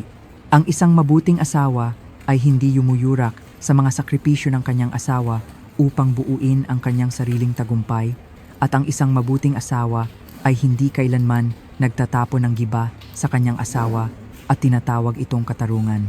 Hindi ka kailanman naging mabuting asawa at hindi ka kailanman magiging dahil sa iyong diksyonaryo ay hindi umiiral ang mga salitang pasasalamat at katapatan, kundi kasakiman at pagkamakasarili. Tiningnan ko ang malungkot na lalaking nakaluhod sa aking paanan sa ilalim ng ulan. Tinatanong kung maaari kaming bumalik. Tingnan mo iyan. Itinuro ko ang bahay na gawa sa kahoy sa aking likuran na ngayon ay maganda nang naibalik. Ang bahay na ito, tulad ng aming relasyon, ay isang guhurin. Ito ay nabubulok, nagawa ko itong buuin muli. Ginawa ko itong mas maganda at mas matibay. Ngunit iyon ay dahil ang pundasyon ng bahay na ito ay maganda. Ang essence nito ay mahalagang kahoy. Ngunit ang pag-ibig natin, ang mga pundasyong iyon, ay gumuho mula pa sa simula dahil sa iyong mga kasinungalingan at pagtataksil. Nabubulok ito mula sa ugat, at ang nabubulok mula sa ugat, gaano man ito ayusin, ay hindi na muling magiging matibay. Hindi na kita kinamumuhian, Jake. Seryoso ako, sabi ko. At iyon ang totoo. Kung hindi dahil sa iyong pagtataksil noong araw na iyon, hindi sana magiging ako ang Lovie ngayon. Ang iyong kalupitan ang nagpalakas sa akin, ang nagpatayo sa akin sa aking sariling mga paa. Sa isang banda, marahil ay dapat kitang pasalamatan. Salamat sa pagpapakita mo sa akin ng tunay na mukha ng buhay at sa pagbibigay mo sa akin ng pagkakataong hanapin ang aking sarili. Umalis ka, sabi ko sa huli. Ang boses ko ay wala ng talim, kundi kalmado lang. Harapin mo ang mga kahihinatnan ng iyong mga gawa. Matuto kang maging responsableng lalaki, simula sa pagtanggap sa iyong sarili mong mga pagkakamali. Sa buhay ko ay wala ng lugar para sa iyo, dahil natagpuan ko na ang aking sariling kaligayahan. Isang kaligayahan na nakabatay sa katotohanan at paggalang, isang bagay na hindi mo kailanman magkakaroon. Sinabi ko iyon at tumalikod upang pumasok sa bahay. Hindi ako lumingon kahit isang beses. Isinara ko ang pinto ng malakas. Iniiwan ang lalaking iyon at ang patay na nakaraan sa malamig na ulan. Tapos na ang huling paghaharap.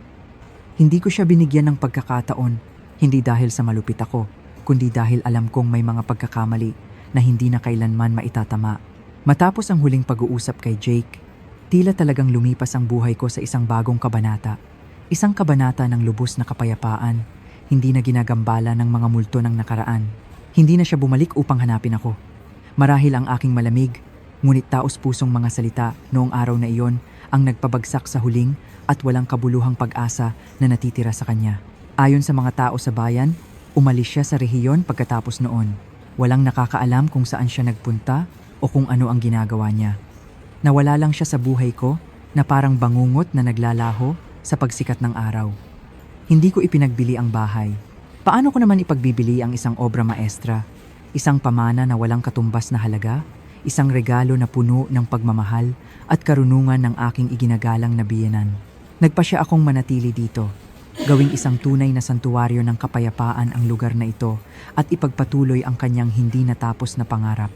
Gamit ang aking kaalaman sa disenyo at aking mga kontak sa industriya, sinimulan ko ang isang malaking proyekto ng pagpapanumbalik. Sa halip na gibain at muling itayo, maingat kong pinreserba ang istruktura ng kahoy na sabina ng bahay. Kinuha ko ang pinakamahuhusay na artesano upang dahan-dahang tanggalin ang lumang pintura ng camouflage na nagbubunyag ng mainit na kulay pula at ang magandang butil ng mahalagang kahoy. Pinanumbalik ang bubong ng Texas. Ang sahig ay natakpan ng tradisyonal na ceramic tiles at ang mga pinto at bintana ay pinanumbalik ayon sa estilo ng tradisyonal na arkitektura ng Kastila. Hindi ko rin nakalimutang isakatuparan ang pangarap ng aking biyenan. Nagtayo ako ng isang maliit na paggawaan ng kasangkapan sa tabi ng bahay, kung saan ipinakita ko ang kanyang mga lumang kasangkapan at sinimulang isakatuparan ang mga sketch mula sa kanyang mga kuwaderno. Naghahanap ako ng mga pinakamahuhusay na manggagawa sa kahoy.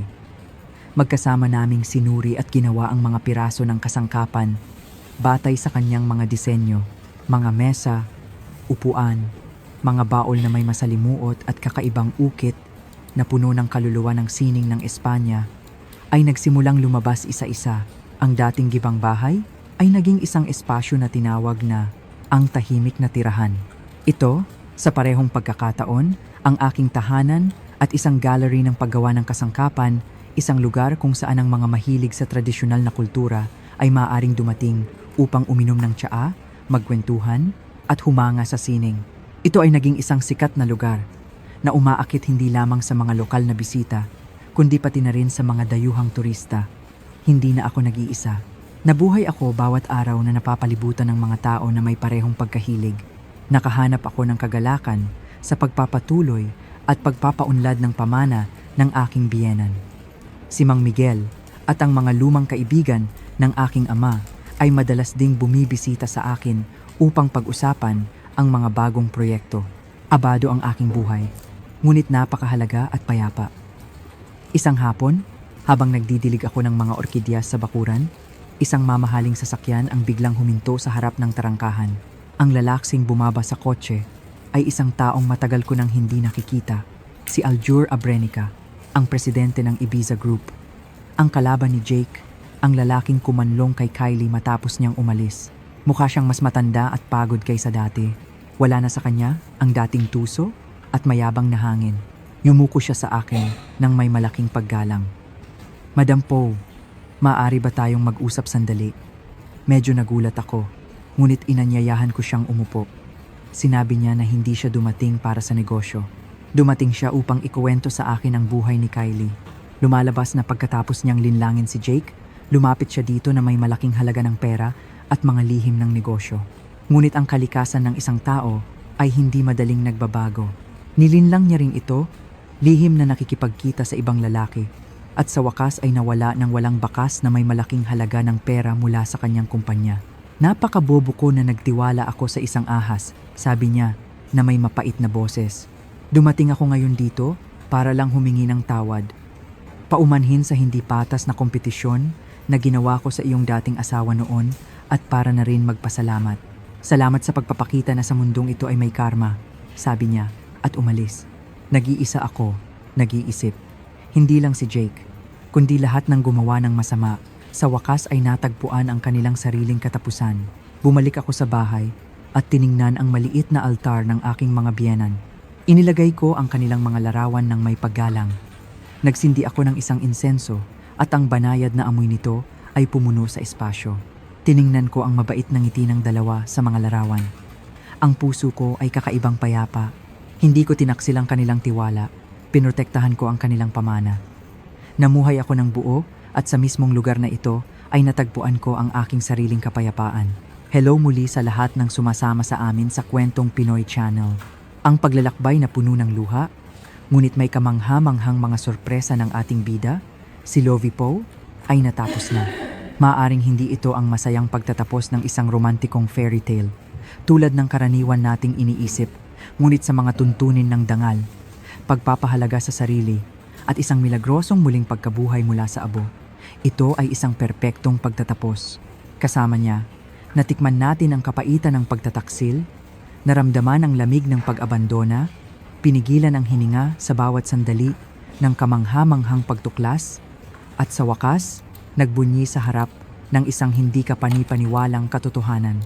Kapag natapos ang kwento at natagpuan ni Lovie ang kapayapaan sa tahimik na tirahan, ang nananatili sa puso ng bawat isa sa atin ay marahil ay hindi lamang ang kasiyahan ng isang drama ng paghihiganti. Kung titingnan natin ng mas malalim, ang kwentong ito ay parang isang malaking salamin na nagpapakita ng ating sariling buhay, ating mga relasyon, at ang mga halaga na kung minsan ay nakakalimutan natin. Ang kwentong ito ay nagtatakda ng malalaking at walang hanggang tanong. Ano ang tunay na sukatan ng halaga sa isang mundong puno ng kasakiman? Nasaan ang pasasalamat at kabutihan? Saan nanggagaling ang tunay na lakas upang malampasan ang kahirapan? Ang una at pinakamasakit na aral ng kwentong ito ay marahil isang matinding babala tungkol sa mga panganib ng kayabangan at pagtataksil. Ang dating asawa na si Jake Cuenca ang pinakamalinaw na patunay. May talento at espiritu ng pagiging negosyante siya, ngunit ang tagumpay ay dumating sa kanya ng napakabilis at higit sa lahat ay binuo sa sakripisyo at suporta ng iba. Sa halip na pasasalamat, nilinang niya ang kayabangan, nalasing sa papuri, nalubog sa kinang ng matagumpay na presidente, at nilinlang ang sarili, naniniwala na ang lahat ng mayroon siya ay dahil sa kanyang pambihirang talento. Nakalimutan niya o sinikap niyang kalimutan ang asawang sumuporta sa kanya ng tahimik sa anino, ang nagpakilos ng mga kontak ng kanyang ama upang bigyang daan ang kanyang tagumpay. Ang pagtataksil ni Jake ay hindi limitado sa paghahanap ng bagong kabit. Ang kanyang kalupitan ay nakasalalay sa paraan ng kanyang pagyurak sa taong nagtaas sa kanya. Inakusahan niya ang kanyang asawa na makaluma at nakakainip at tinawag ang kanyang sakripisyo na parasitismo. At ang rurok ng kanyang kalupitan ay nang pagkatapos niyang agawin ang lahat ng ari-ariang magkasama, ay ibinato niya rito ang isang guho at tinawag itong katarungan. Ang gawaing iyon ay higit pa sa simpleng kasamaan. Ito ay isang matinding kahihiyan, isang gawaing pumatay sa huling bakas ng pagmamahal. Ang kwento ni Jake ay isang wake-up call para sa ating lahat. Kapag nasa tuktok ka, huwag mong kalimutan ang mga hagdanan na inakyat mo at huwag mong kalimutan ang mga taong humawak sa hagdanan. Ang pasasalamat ay hindi lamang isang magandang birtud. Ito ang pinakamatibay na angkla na pumipigil sa iyong barko na lumubog sa bagyo ng pagmamataas at pagmamayabang. Dahil sa sandaling tumalikod ka sa nakaraan at yapakan ang mga taong tumulong sa iyo, sinisira mo ang pundasyon ng iyong sariling kinabukasan. At sa pagbagsak ni Jake, nakikita natin ang isang magandang aral kay Lovie. Ang kahirapan ang pinakamahusay na pandayan para sa mga pambihirang tao. Itinulak sa kailaliman, inagaw ang lahat, at nahaharap sa isang guho. Maaaring bumagsak si Lovie, maaaring sumuko, ngunit hindi niya ginawa. Matapos ibuhos ang mga luha ng kawalan ng pag-asa, pinili niya ang landas ng pagbangon. Ginawa niyang lakas ang sakit. Nagsimula siya sa pinakamaliit, paglilinis at pag-aayos ng bahay. Hindi lamang ito para magkaroon ng tirahan, ito ay isang proseso upang dalisayin at pagalingin ang kanyang sariling kaluluwa. Ipinapakita sa atin ng paglalakbay ni Lovie ang isang magandang batas ng buhay. Kung minsan, nagsasara ang isang pinto upang mabuksan ang isa pang mas maluwalhati. Ang pagtataksil ng kanyang dating asawa ay kabalintuna ang nagbalik sa kanya sa kanyang mga ugat sa nakalimutang pamana ng pamilya. At sa gitna ng mga abo ng nakaraan, natagpuan niya ang isang kayamanan, hindi lamang isang material na kayamanan, kundi isang kayamanan ng espiritu at pagkahilig. Ang kanyang pagbangon ay hindi isang himala. Ito ay resulta ng hindi pagsuko sa kahirapan, ng paghahanap ng layunin at sa huli, ng tiyaga at walang tigil na pagsisikap upang makamit ang layuning iyon. Ang kwentong ito ay nagbibigay sa atin ng matatag na pananalig. Huwag kailanman matakot kapag nahaharap sa kahirapan. Huwag masiraan ang loob kapag bumagsak. Ituring ang bawat pagsubok bilang isang pagkakataon upang lumago at magpalakas, dahil kung minsan ang pinakadakilang kayamanan sa buhay ay nakatago sa pinakamadilim at gibang-gibang lugar. Bukod pa rito, ang kwentong ito ay isang magandang awit sa pag-ibig ng magulang at sa halaga ng pamana. Ang biyenan ni Lovie, bagamat yumao na, ay nagpakita bilang isang taong may malaking karunungan at pananaw. Hindi niya iniwan sa kanyang anak ang madaling yaman. Itinago niya ito. Tinakpan niya ito ng isang luma at pangit na balat. Bakit? Dahil alam niya na mas mahalaga ang pagtuturo ng halaga ng pagkatao kaysa sa pagbibigay ng material na yaman. Sa kanyang bahay, ginawa niya ang huling pagsubok upang subukin ang pagkatao ng kanyang anak at manugang, at ang resulta ay nagpakita kung sino ang tunay na karapat-dapat na magmana ng kanyang pamana.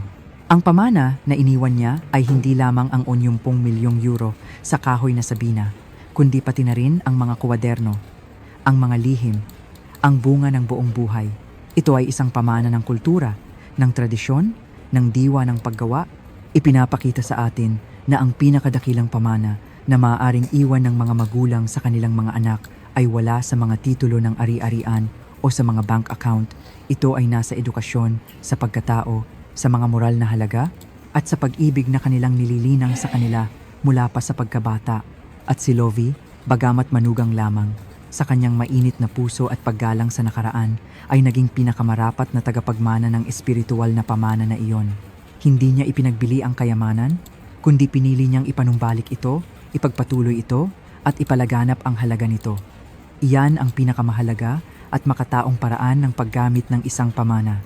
Sa wakas, ang kwentong ito ay nagbibigay ng malalim na aral tungkol sa pagpapatawad at kapayapaan sa kalooban. Nang bumalik si Jake, lumuhod siya at nagmakaawa. Lovie, maaari sanang natamasa ang matamis na paghihiganti na hinuhubaran at pinahihirapan siya, ngunit hindi niya ginawa. Pinili niya na harapin ito ng mahinahon at tanggihan ito ng matatag. Sa sandaling sinabi niya, "Hindi na kita kinamumuhian." Lubusan siyang lumaya mula sa mga kadena ng nakaraan. Ang paghihiganti ay maaaring magbigay ng panandaliang kasiyahan, ngunit hindi kailanman nagdadala ng kapayapaan sa puso. Ang tunay na kapayapaan ay dumarating kapag natuto tayong pakawalan ang sama ng loob at patawarin ang nakaraan. Hindi dahil sa karapat-dapat ang ibang tao sa pagpapatawad, kundi dahil karapat-dapat tayo sa kapayapaan. Ang pagpakawala ay hindi tanda ng kahinaan, kundi ang pagpili ng isang malakas na tao, isang tao na alam na ang kanyang buhay ay may mas mahusay na mga bagay sa hinaharap at hindi nararapat na dungisan ng sama ng loob ng kahapon. Nakahanap si Lovie ng kapayapaan hindi sa isang bagong pag-ibig, kundi sa kanyang sariling trabaho, namumuhay ng may pagkahilig, nagpapatuloy sa pamana ng kanyang ama at nagiging siya mismo. Ipinapakita nito sa atin na ang tunay na kaligayahan ay hindi palaging nangangailangan ng ibang tao. Ito ay nagmumula sa kalayaan ng kaluluwa, sa pagkilala sa ating sariling halaga, at sa pagkakaroon ng lakas ng loob na mamuhay ng buhay na tapat sa halagang iyon. Minamahal na mga manonood, maaaring bigyan tayo ng buhay ng masamang kamay ng baraha, ngunit kung paano natin laruin ang kamay na iyon ang siyang nagtatakda ng tagumpay o pagkatalo. Huwag kailanman husgahan ang halaga ng isang tao sa kanyang hitsura o sa mga ari-arian na kanyang pag-aari. Tingnan ang kanyang karakter, ang kanyang pakikitungo sa iba, at ang kanyang pang-araw-araw na pagsisikap. At ang pinakamahalaga, laging maniwala sa inyong sarili. Anuman ang hirap na sitwasyon na inyong kinakaharap, maniwala na kayo ay may sapat na lakas upang malampasan ito at bumuo ng mas mabuting buhay sa inyong sariling mga kamay at inyong sariling isip. Salamat sa lahat sa pagsunod. Sana ang kwentong ito ay magpukaw ng inyong interes sa mga isyong panlipunan. Kung ikaw ay naantig, mag-like, mag-comment, mag-share, at mag-subscribe sa aking channel. Magkasama nating ipalaganap ang positibong enerhiya at protektahan ang liwanag. Salamat.